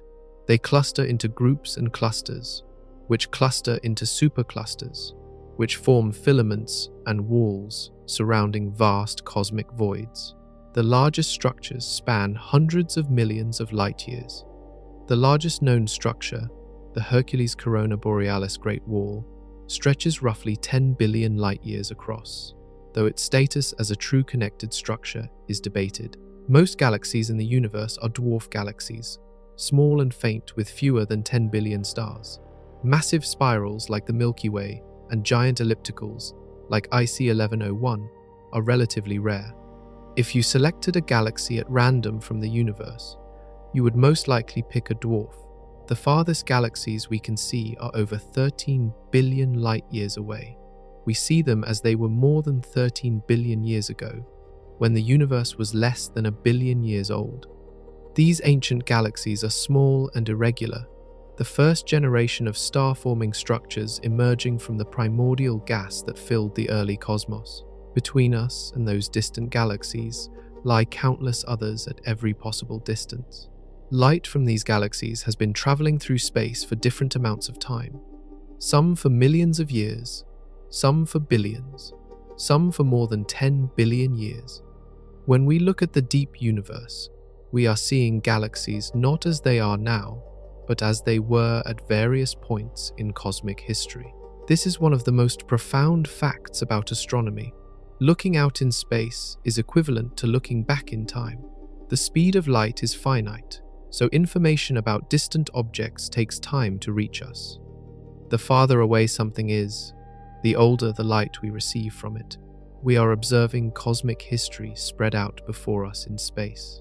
The James Webb Space Telescope, launched in 2021, has pushed our view even deeper, detecting galaxies that formed only a few 100 million years after the Big Bang. These galaxies are extraordinarily distant, their light stretched by the expansion of space to infrared wavelengths invisible to the human eye but detectable with specialized instruments. Counting 2 trillion galaxies is itself an achievement requiring decades of observation. Astronomers use deep field surveys, pointing telescopes at small patches of apparently empty sky and exposing for hours or days to collect light from the faintest possible sources. These deep fields reveal galaxies so distant and dim that they appear as mere specks in the images. By counting galaxies in these deep fields and extrapolating to the entire sky, astronomers estimate the total number. The figure has increased over time as telescopes have improved. In the 1990s, estimates were around 100 billion galaxies. By 2016, that figure had increased to 2 trillion when very faint galaxies were included in the count. This means the universe is even more crowded than previously thought. And these 2 trillion galaxies exist only in the observable universe, the region from which light has had time to reach us since the Big Bang. The total universe, including regions we cannot see because their light has not yet had time to arrive, is likely far larger. It might be infinite. Every one of these 2 trillion galaxies is a structure like the Milky Way, a collection of hundreds of millions or billions of stars, many with their own planets, some possibly harboring life. The sheer number of possible worlds is almost incomprehensible. Even if planets suitable for life are rare, with 2 trillion galaxies each containing billions of stars, the total number of potentially habitable planets must be astronomical. This makes the silence from the cosmos all the more mysterious. With so many galaxies, so many stars, so many potential worlds, where is everyone? This question, known as the Fermi paradox, has no satisfactory answer. Perhaps life is extremely rare. Perhaps intelligent life is even rarer. Perhaps civilizations destroy themselves before becoming spacefaring. Or perhaps space is simply too vast and interstellar distances too great for civilizations to ever meet. The 2 trillion galaxies also represent 2 trillion separate island universes, each with its own history, its own populations of stars and planets, its own story. Most of these galaxies will never be studied in detail. They are too far, too faint, too numerous. We can count them, observe their general properties, and study their distribution, but we will never know their individual characteristics. This is the observable universe, a vast collection of structures, each itself vast beyond comprehension, spread across distances that light takes billions of years to traverse. And all of it, every galaxy, every star, every planet, emerged from a state of incredibly high density and temperature roughly 13.8 billion years ago.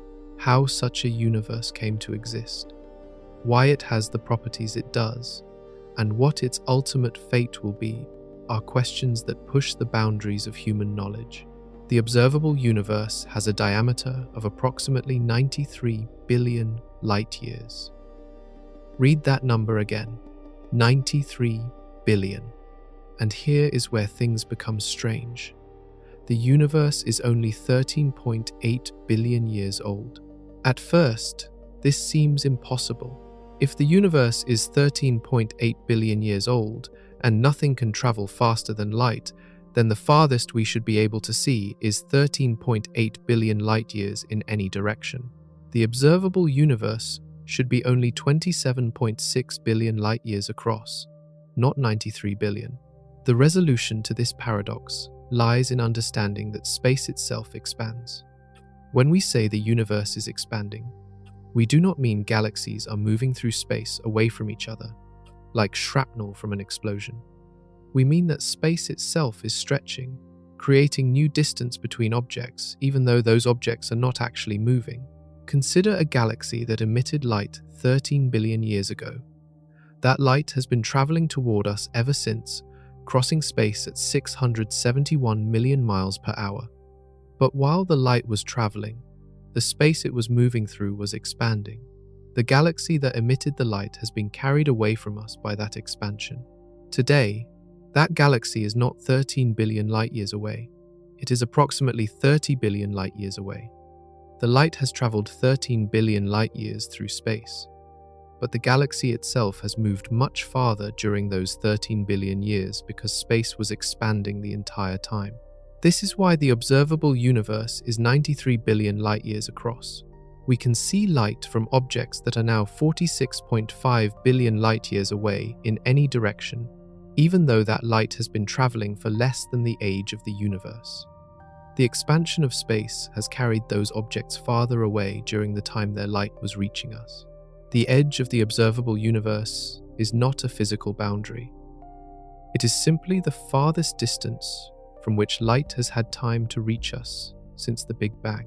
Beyond that edge, there is more universe.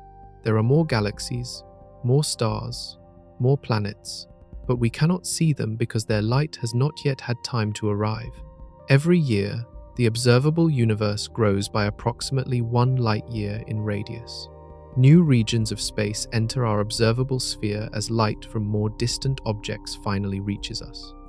You might think this means we will eventually be able to see everything, given enough time, but the opposite is true.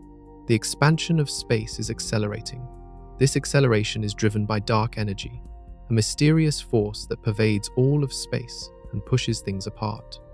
Because of this acceleration, most galaxies beyond our local neighborhood will eventually recede from us faster than the speed of light. This does not violate relativity. Nothing is moving through space faster than light, but space itself can expand at any rate. There is no speed limit on the expansion of space itself.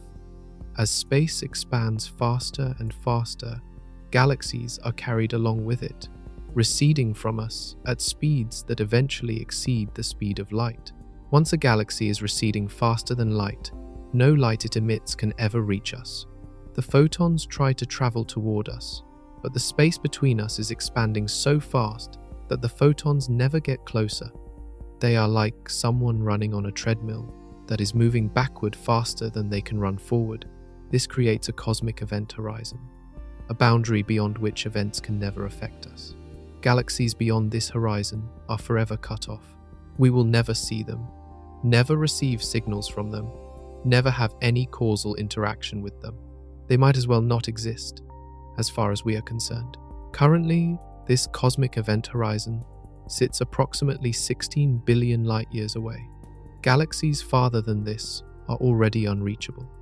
Light leaving those galaxies today will never arrive here, no matter how long we wait. The photons will travel through space forever, never gaining ground against the expansion carrying their source galaxies away. Over time, this horizon will move closer. Galaxies that are currently within reach will cross the horizon and disappear from view. Eventually, only the galaxies in our local group will remain visible. Everything else will have receded beyond the cosmic horizon, their light redshifted into undetectability. Trillions of years from now, the observable universe as seen from the Milky Way will consist only of the merged remains of our local group of galaxies, surrounded by empty darkness. Future civilizations arising at that time will look out and see nothing beyond their own galaxy. They will have no evidence that 2 trillion other galaxies exist.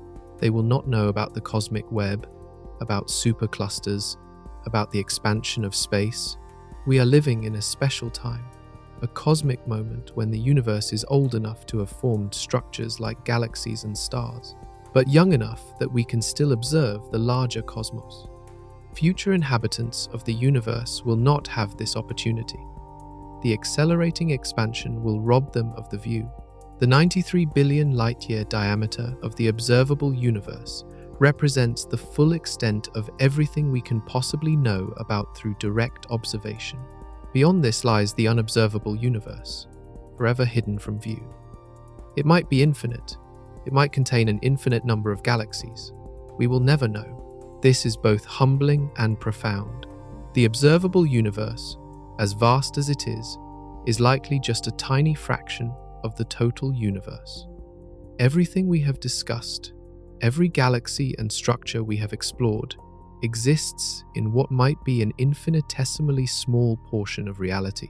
If you could view the entire observable universe from outside, zooming back far enough to see its largest structures, you would notice something remarkable. Galaxies are not randomly scattered through space. They are arranged in a vast, web-like pattern, forming filaments and sheets that surround enormous empty voids. This is the cosmic web, the largest scale structure in the universe. It spans billions of light years and contains virtually all the matter and galaxies in the cosmos. Understanding this structure reveals how the universe evolved from its smooth beginning to its current complex state. The cosmic web formed through gravitational amplification of tiny initial variations in density. In the very early universe, shortly after the Big Bang, matter was distributed almost uniformly. But almost is the key word. There were tiny fluctuations, regions slightly denser or less dense than average, with differences of only about 1 part in 100,000. Over time, gravity amplified these tiny differences. Slightly denser regions had slightly more gravity, which attracted surrounding matter, making them denser still. This positive feedback continued for billions of years. Dense regions became denser, pulling matter away from the less dense regions between them. The result is a network of filaments where matter is concentrated, surrounding vast voids where almost no galaxies exist. The filaments are like threads in a web, with galaxy clusters forming at the intersections where multiple filaments meet. The voids are roughly spherical regions, typically 100 to 300 million light-years across, containing very few galaxies. The largest filaments are extraordinary structures. The Sloan Great Wall, discovered in 2003, is a chain of galaxy clusters and superclusters stretching approximately 1.4 billion light-years across. It contains tens of thousands of galaxies arranged along a relatively thin sheet. The CFA, 2 Great Wall, discovered earlier in 1989, stretches roughly 750 million light-years across. The Hercules Corona Borealis Great Wall, mentioned earlier, might span 10 billion light-years, though whether it represents a single connected structure is debated among astronomers. These walls and filaments are not solid structures. They are more like highways of galaxies, regions of space where galaxies are much more common than average. The galaxies within them are still separated by millions of light-years, but they are far closer together than galaxies in voids or in the general field. The voids between the filaments are not completely empty, but they are close. A typical void might contain only a handful of galaxies, or perhaps dozens in a region where a rich cluster would contain thousands. The density of galaxies in voids is roughly 1/10 the average density of the universe. Interestingly, the galaxies in voids tend to be small, blue, and actively forming stars. This contrasts with galaxies in clusters, which tend to be large, red, and have ceased forming new stars. The difference arises from the environment. Cluster galaxies experience frequent interactions that strip away their gas and disrupt star formation, while void galaxies evolve in isolation, retaining their gas and continuing to form stars. The cosmic web structure is not unique to galaxies. Dark matter follows the same pattern, forming vast filaments and halos surrounding the voids. In fact, the dark matter web formed first, with ordinary matter simply following the gravitational pull of the dark matter structures. Computer simulations can reproduce the cosmic web structure, starting from initial conditions shortly after the Big Bang and letting gravity do its work. These simulations show filaments forming naturally as matter flows toward higher density regions, eventually creating a structure remarkably similar to what we observe in the real universe. The filaments themselves have internal structure. Matter flows along them like water through pipes, gradually migrating toward the galaxy clusters at the filament intersections. This flow continues today, with galaxies slowly moving along the filaments toward the nearest major cluster. Some astronomers describe the cosmic web as the skeleton of the universe, the fundamental organization underlying all structure. Everything exists within this framework. Individual galaxies, galaxy groups, clusters, superclusters, all are components of the larger web pattern. The web also defines the large-scale motion of matter. Galaxies move along the filaments, flowing toward the nodes where clusters form. The Great Attractor, which we discussed earlier, is one such node where multiple filaments converge, creating a region of enhanced gravitational pull. On the very largest scales, approaching the size of the observable universe, the web structure begins to fade.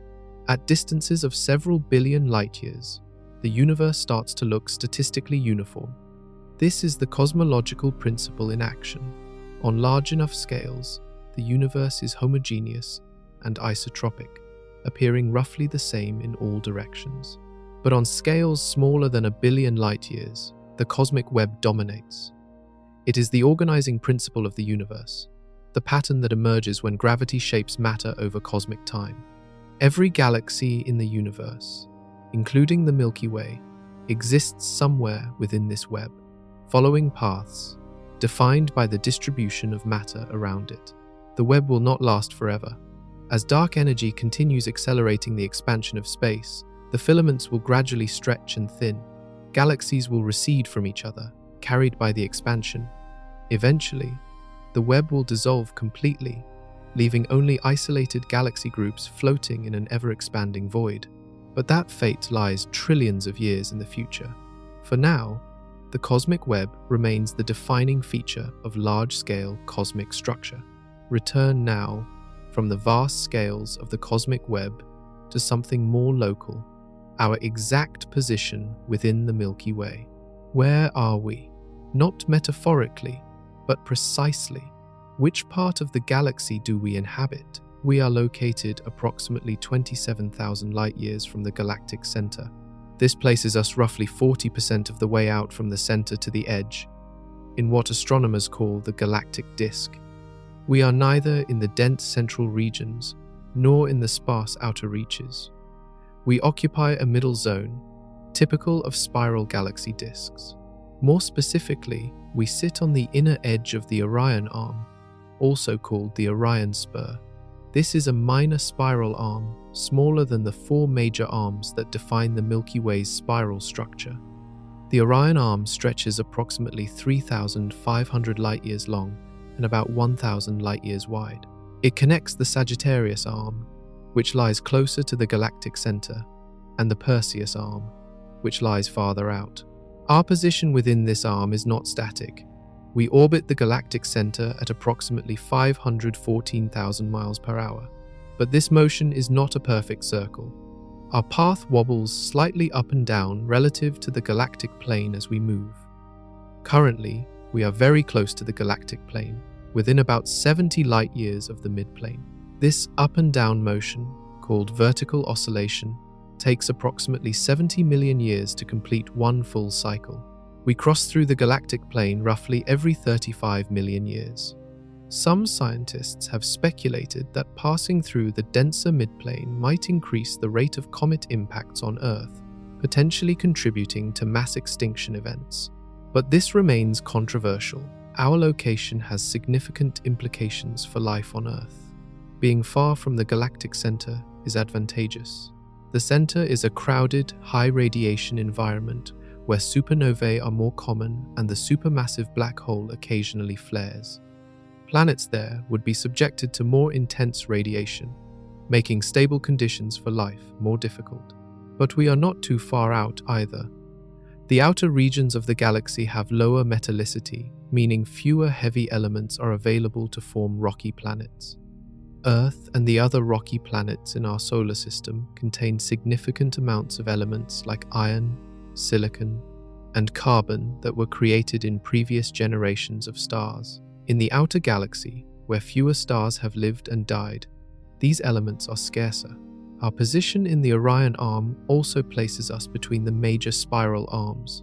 The spiral arms themselves are regions of active star formation, where massive stars are born and die in supernova explosions within relatively short time frames.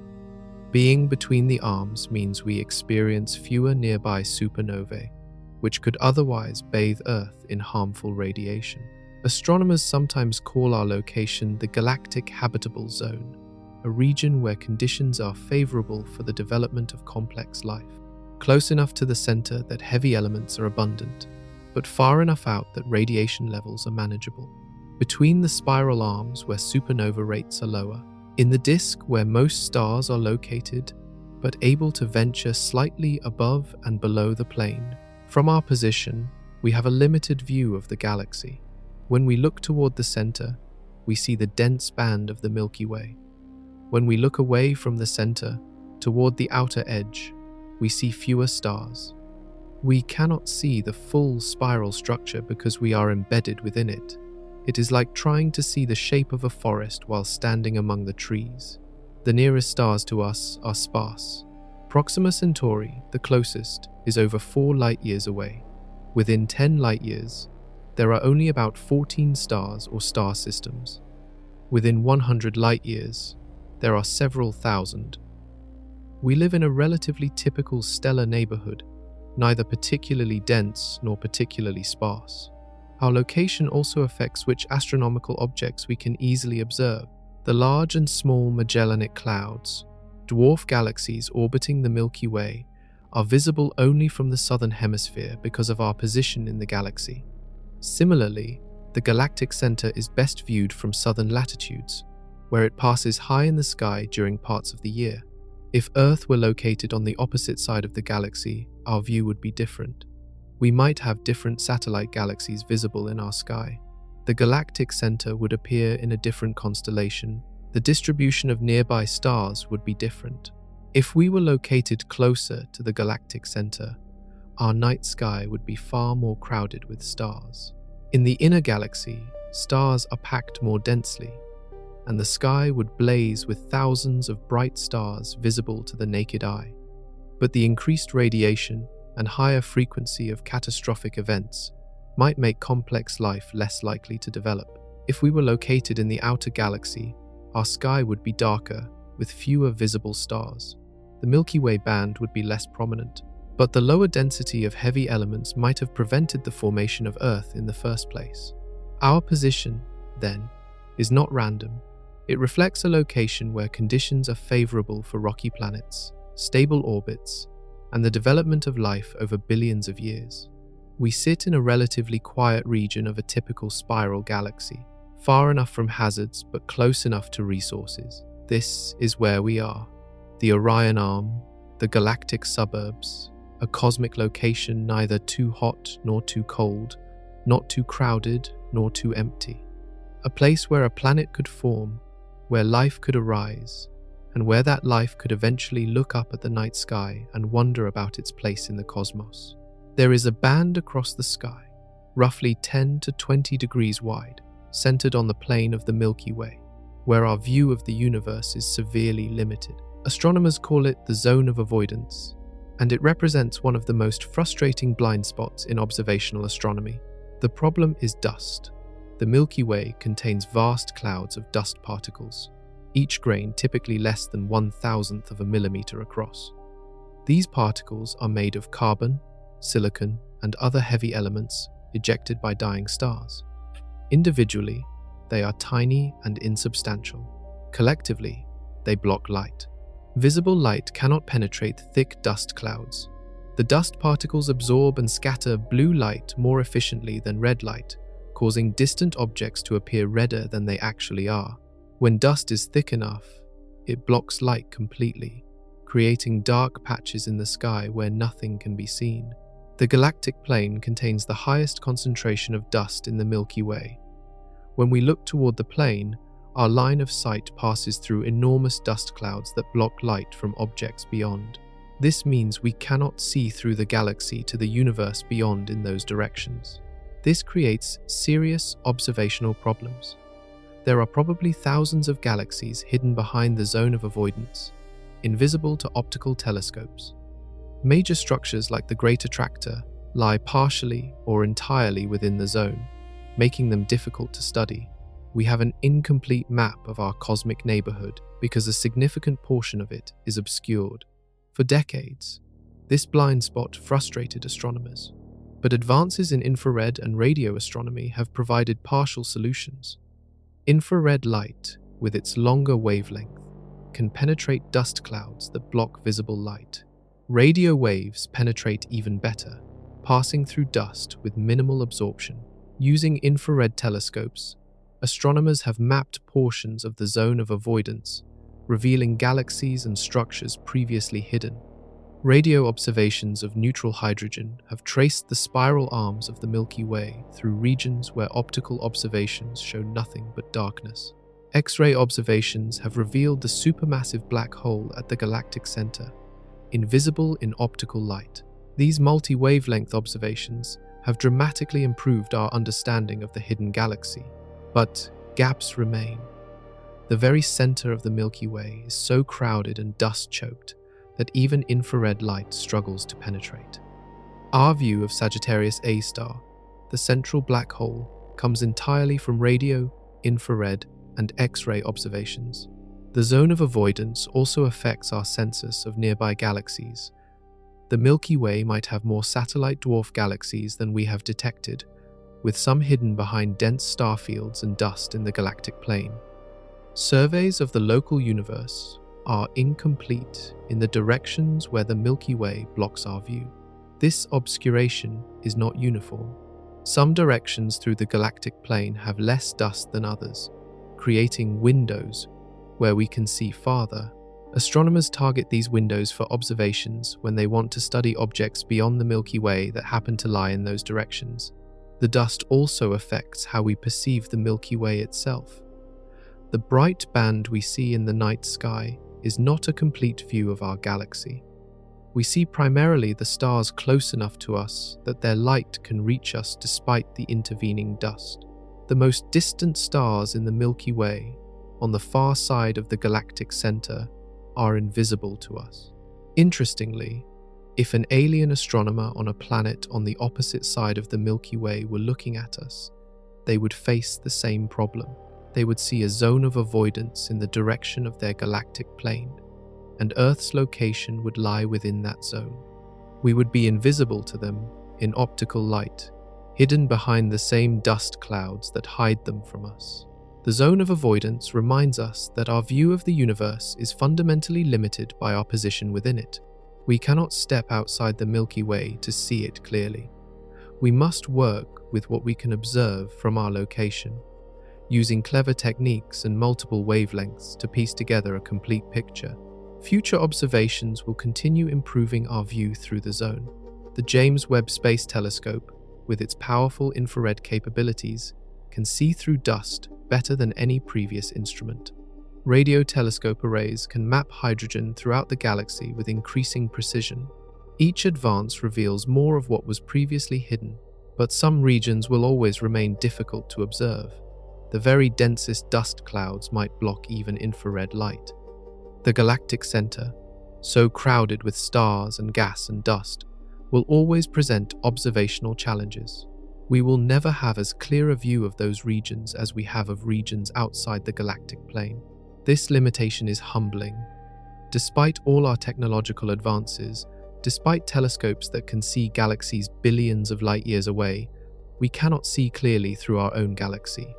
The dust that gave birth to planets, that made Earth possible, now blocks our view of the cosmos beyond.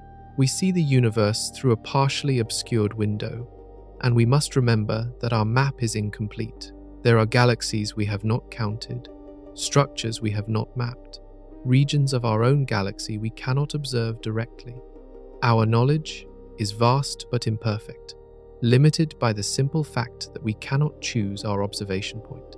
Let us attempt the impossible, putting Earth's size in perspective relative to the Milky Way. The numbers involved are so extreme that metaphors strain to capture them, but we must try. Earth is approximately 8,000 miles in diameter. The Milky Way is approximately 100,000 light-years in diameter. 1 light-year equals about 5.88 trillion miles. This means the Milky Way is roughly 588 quadrillion miles across. The ratio between these numbers is difficult to grasp. The Milky Way is about 73 billion times wider than Earth. If Earth were 1 inch across, the Milky Way would stretch roughly 1.15 million miles, or about 5 times the distance from Earth to the Moon. But this linear comparison does not capture the true scale difference. Volume makes it worse. If you could fill the Milky Way with Earths, assuming you could pack them perfectly with no wasted space, you would need approximately 10 to the power of 17 Earths. That is 100 quadrillion planets the size of Earth to fill the volume of the Milky Way. Another way to visualize this, if the Milky Way were the size of the continental United States, Earth would be smaller than a single bacterium. If the Milky Way was scaled down to the size of Earth, our entire solar system would be smaller than a dust particle. Or, consider this, if you could shrink the Milky Way down to the size of Earth, then Earth would be about the size of a single atom in that scaled-down model. We are not just tiny compared to the galaxy. We are atomic in scale. And remember, Earth is not even the largest planet in our solar system. Jupiter has more than 1,000 times Earth's volume. The central star has more than 1 million times Earth's volume. Yet even our star is insignificant compared to the Milky Way's total size. The Milky Way contains approximately 400 billion stars. If each of those stars has an average volume similar to our own, and if we ignore all the empty space between stars, the total volume of stellar matter is still only about 1/1,000,000th the volume of the galaxy itself. Galaxies are mostly empty space, with tiny points of matter scattered throughout. This means that if you were flying through the Milky Way at random, the chances of encountering anything solid are essentially zero. You could travel for millions of years at high speed and never come close to a star or planet. Space is not just big, it is almost entirely empty. From the perspective of the Milky Way, Earth is utterly invisible.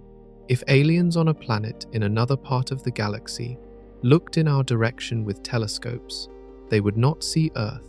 They would not see our solar system. They might not even be able to distinguish our star from the countless others around it. We are one speck among hundreds of billions, completely lost in the crowd.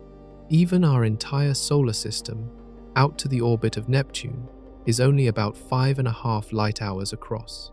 The Milky Way is 100,000 light-years across. Our solar system occupies roughly 1/200th of 1/1,000,000th of the galaxy's diameter. If we were to somehow mark the boundaries of human influence, the sphere would be even smaller. Radio signals from Earth have been propagating outward for roughly 100 years, meaning the farthest any human-made signal has traveled is about 100 light-years. This sphere of human influence occupies roughly 1/1000th of 1% of the Milky Way's volume. In all of human history, we have physically traveled only as far as the Moon, about 240,000 miles from Earth. This represents about 1/4 of 1/1,000,000th of 1% of the distance across the Milky Way. We have barely moved at all on cosmic scales. These numbers are not meant to diminish humanity's achievements. They are meant to establish perspective. Every human drama, every war and peace, every love and loss, every triumph and tragedy has occurred on a planet 8,000 miles across, occupying an infinitesimal fraction of a galaxy that is itself just one among 2 trillion. Carl Sagan called Earth a pale blue dot, a description arising from a photograph taken by Voyager 1 from the edge of the solar system. In that image, Earth appears as a single pixel, a tiny point of light suspended in a sunbeam. If we could photograph Earth from the center of the Milky Way, it would not appear at all. We would be too small to register even as a single pixel. This is the scale of our existence relative to the galaxy that contains us. We are infinitesimal, and yet we are here. We exist. We think. We understand these scales. We have measured the galaxy that would not notice if we vanished entirely. There is something profound in this contrast. The smallest of things comprehending the largest of things. A grain of salt understanding the ocean it floats in. The universe is not static. It is expanding, and that expansion is accelerating.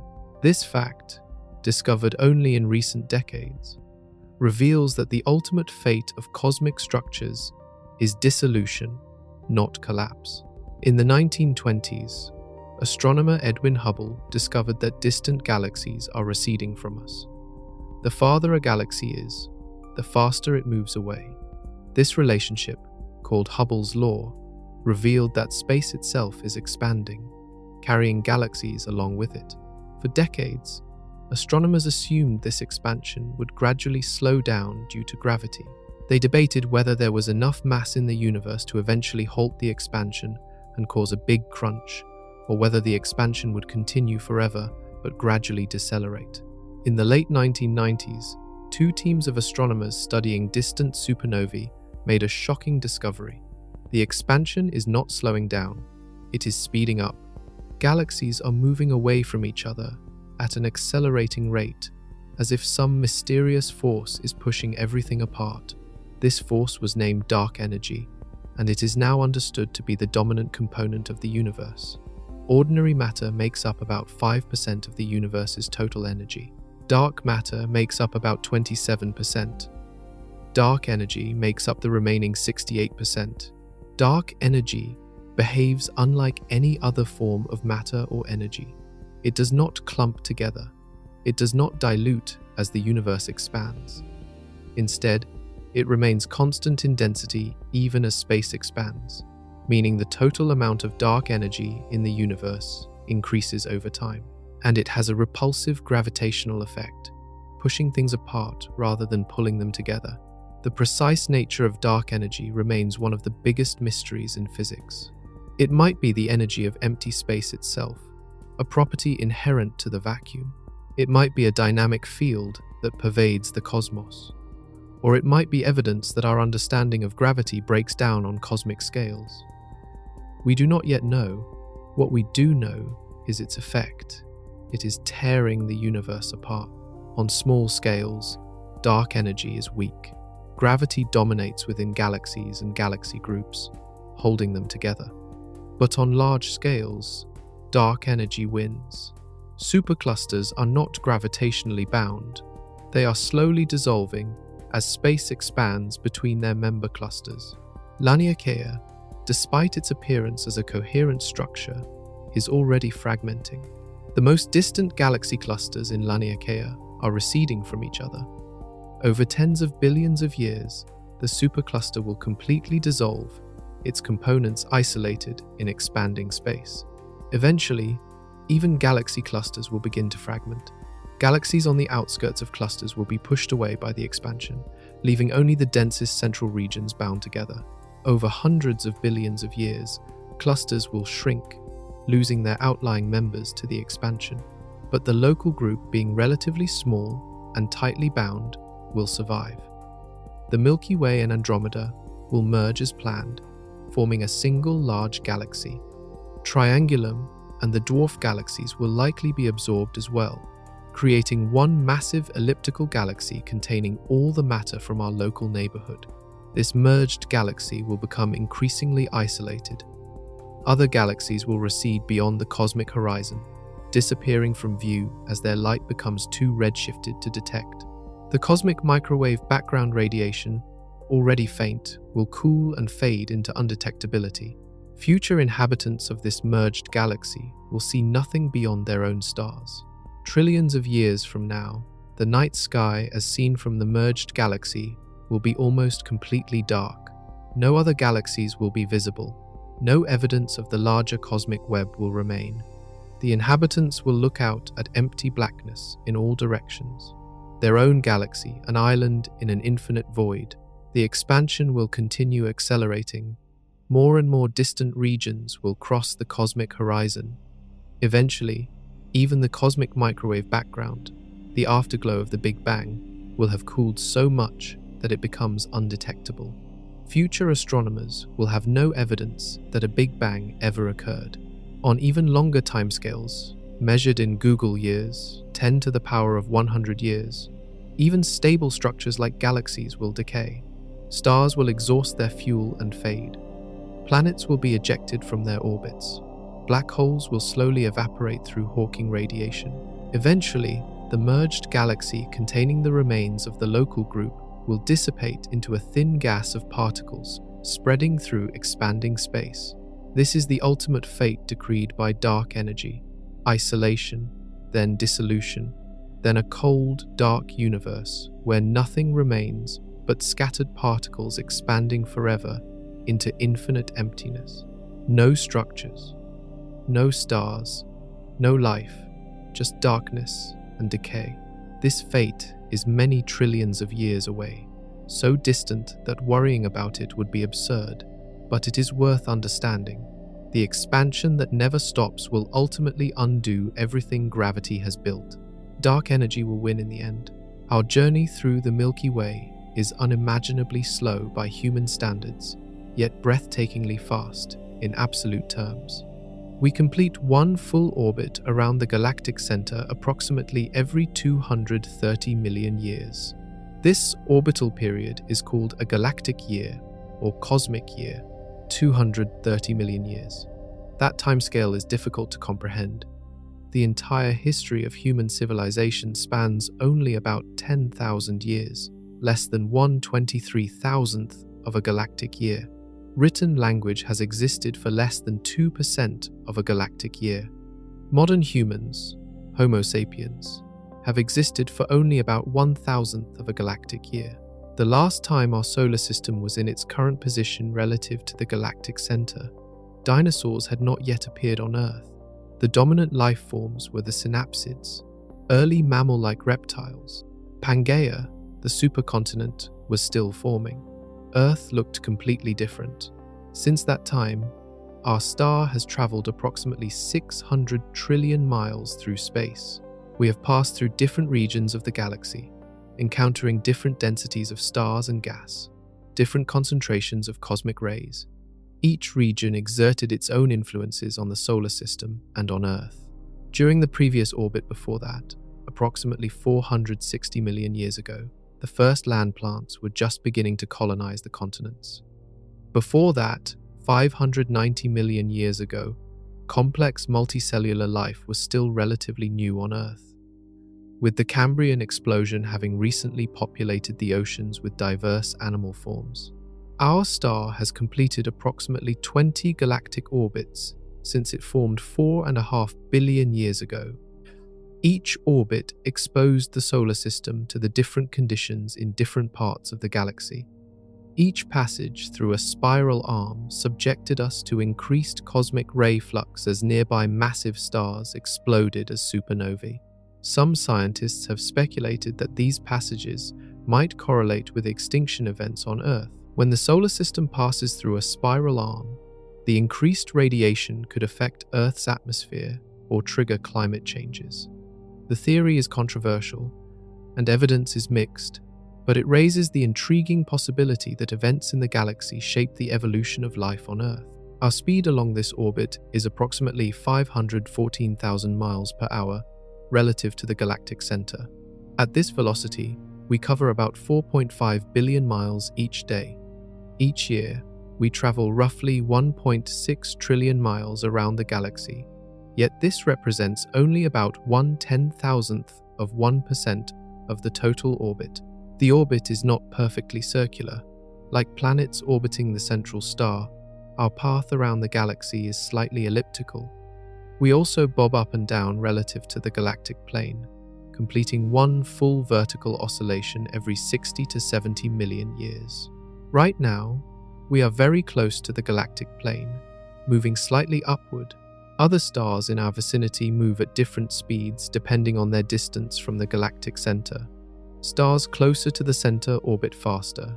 Stars farther out orbit slower. This differential rotation causes the spiral arms to persist. They are not rigid structures but density waves, regions where stars bunch up temporarily before continuing their individual orbits. We are not alone in our journey around the galaxy. The solar system is accompanied by neighboring stars, though those neighbors change over time. Stars have their own random motions superimposed on the galactic rotation, causing them to drift relative to each other. Stars that are close to us now were far away millions of years ago and will be far away again in the future. Approximately 3 million years ago, a star called Schultz's star passed within about 1 light-year of the solar system, the closest stellar encounter we know of in recent history. Such close passes are rare but not unheard of. Over the course of a galactic orbit, our star might experience dozens of relatively close encounters with other stars. These encounters are not dangerous unless the passing star comes extremely close, within about 1 light-year or less.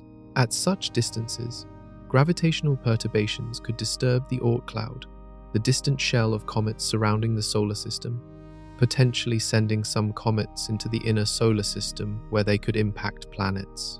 Most of the time, though, our journey is peaceful. We cruise through space at enormous speed, following our orbit around the galactic center, passing through different regions of the galaxy, experiencing different conditions, but rarely encountering anything dramatic enough to significantly affect the solar system. We will complete many more orbits before dark energy becomes dominant on galactic scales.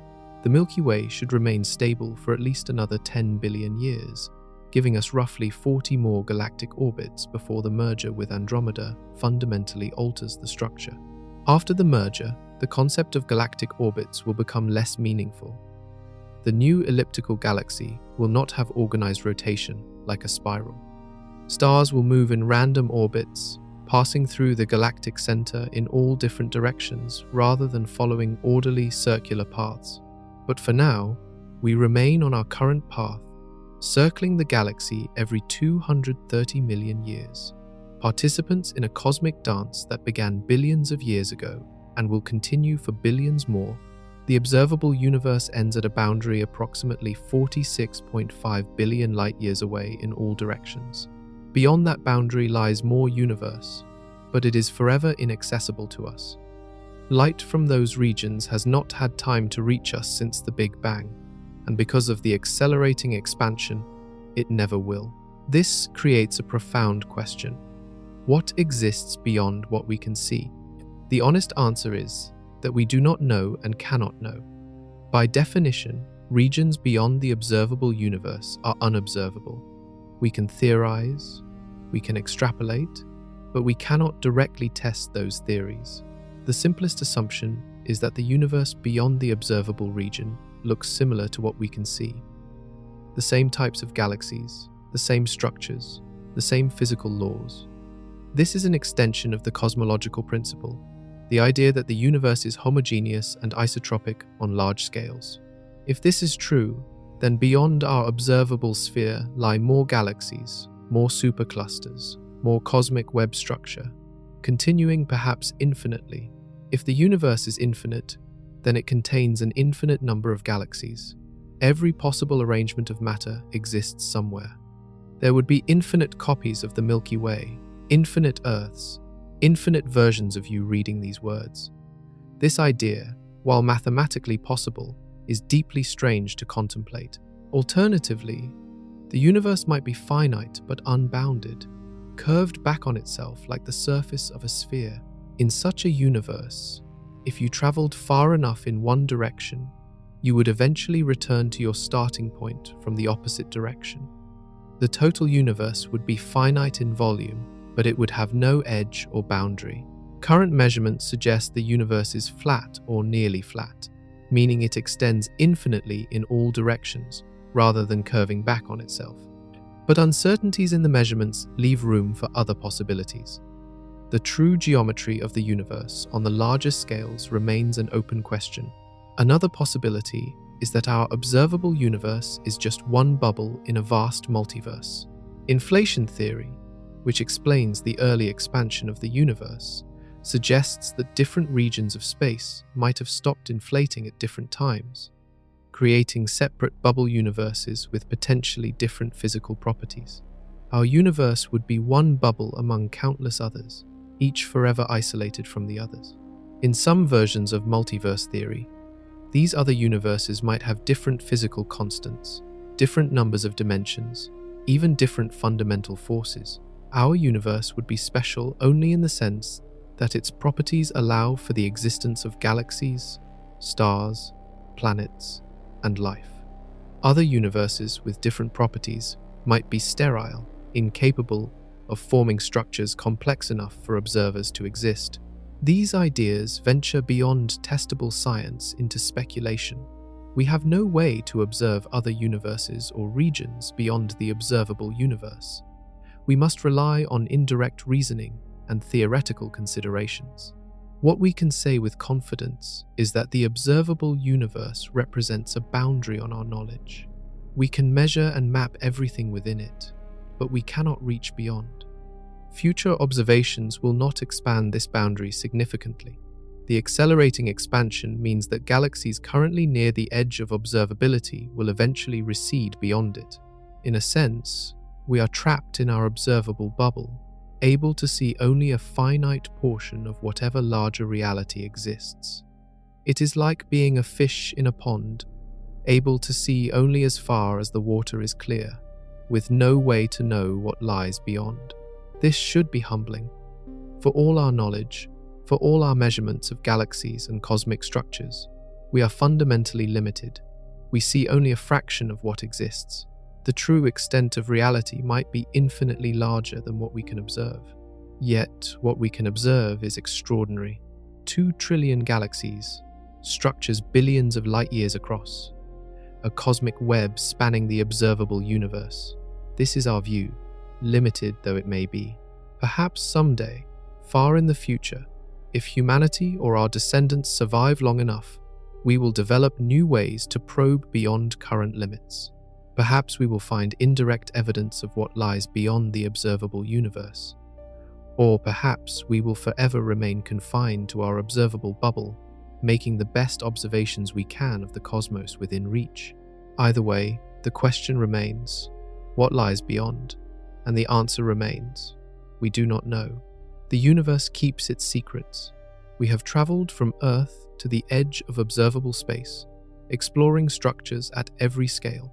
Now we can assemble our complete cosmic address, our position in the hierarchy of everything that exists. Start with the familiar, Earth, a rocky planet 8,000 miles in diameter, orbiting a star of modest size and unremarkable properties. That star, sometimes called Sol, but more precisely just the central star, is one of 400 billion stars in the Milky Way galaxy. It sits 27,000 light-years from the galactic center on the inner edge of the Orion Arm in the galactic disk. The Milky Way is a barred spiral galaxy approximately 100,000 light-years across, containing between 200 billion and 400 billion stars. It is an average-sized galaxy, neither particularly large nor small, rotating once every 230 million years. The Milky Way is one of more than 50 galaxies in the local group, a collection of galaxies spanning approximately 10 million light-years. The local group is dominated by 2 large spirals, the Milky Way and Andromeda, with Andromeda being the larger of the two. The local group is part of the Virgo cluster, a concentration of more than 1,000 galaxies centered approximately 60 million light-years away. The Virgo cluster is the nearest major galaxy cluster to us and exerts gravitational influence on the local group. The Virgo cluster, along with hundreds of other galaxy groups and clusters, forms the Laniakea supercluster, an enormous structure spanning 520 million light-years and containing approximately 100,000 galaxies. Laniakea is centered on the Great Attractor, a massive concentration of galaxy clusters toward which everything in the supercluster is falling. Laniakea itself is part of the larger cosmic web, a network of filaments and walls surrounding vast voids that extends throughout the observable universe. This web structure represents the largest scale organization of matter in the cosmos. All of this exists within the observable universe, a sphere approximately 93 billion light-years in diameter centered on Earth. The observable universe contains roughly 2 trillion galaxies, each with billions or trillions of stars, organized into the cosmic web structure by gravity acting over billions of years. Beyond the observable universe lies something, more universe, presumably, extending perhaps infinitely, forever beyond our ability to observe or measure. We are confined to our observable bubble, able to see only the portion of reality from which light has had time to reach us. This is our address. This is where we are, Earth, orbiting an average star, in an average galaxy, in a typical group, in a large supercluster, in an observable universe that might be just one small part of something infinitely larger. The scale progression is staggering. From the 8,000-mile diameter of Earth to the 93 billion light-year diameter of the observable universe represents a factor of roughly 10 to the power of 27. Earth is to the observable universe as a single atom is to the entire planet. Yet here we are. On this tiny world, we have measured these vast distances. We have mapped the structure of the cosmos. We understand our place in the hierarchy of scales. From the smallest to the largest, we have comprehended structures that dwarf us beyond any reasonable comparison. This knowledge changes nothing about daily life. You will still wake up tomorrow on the same planet, in the same solar system, facing the same ordinary concerns. The universe's vastness does not make your problems less real or your life less meaningful, but it does provide perspective. Every human drama unfolds on a stage 8,000 miles across, in a galaxy 100,000 light-years wide, in a supercluster 520 million light-years across, in an observable universe 93 billion light-years in diameter. We are infinitesimal in scale, yet infinite in comprehension. The Milky Way will not notice when we are gone. Laniakea will not mark our passing. The universe will continue expanding, galaxies receding, dark energy pulling everything apart, completely indifferent to whether we exist or not. But we are here now. We see these structures. We understand these scales.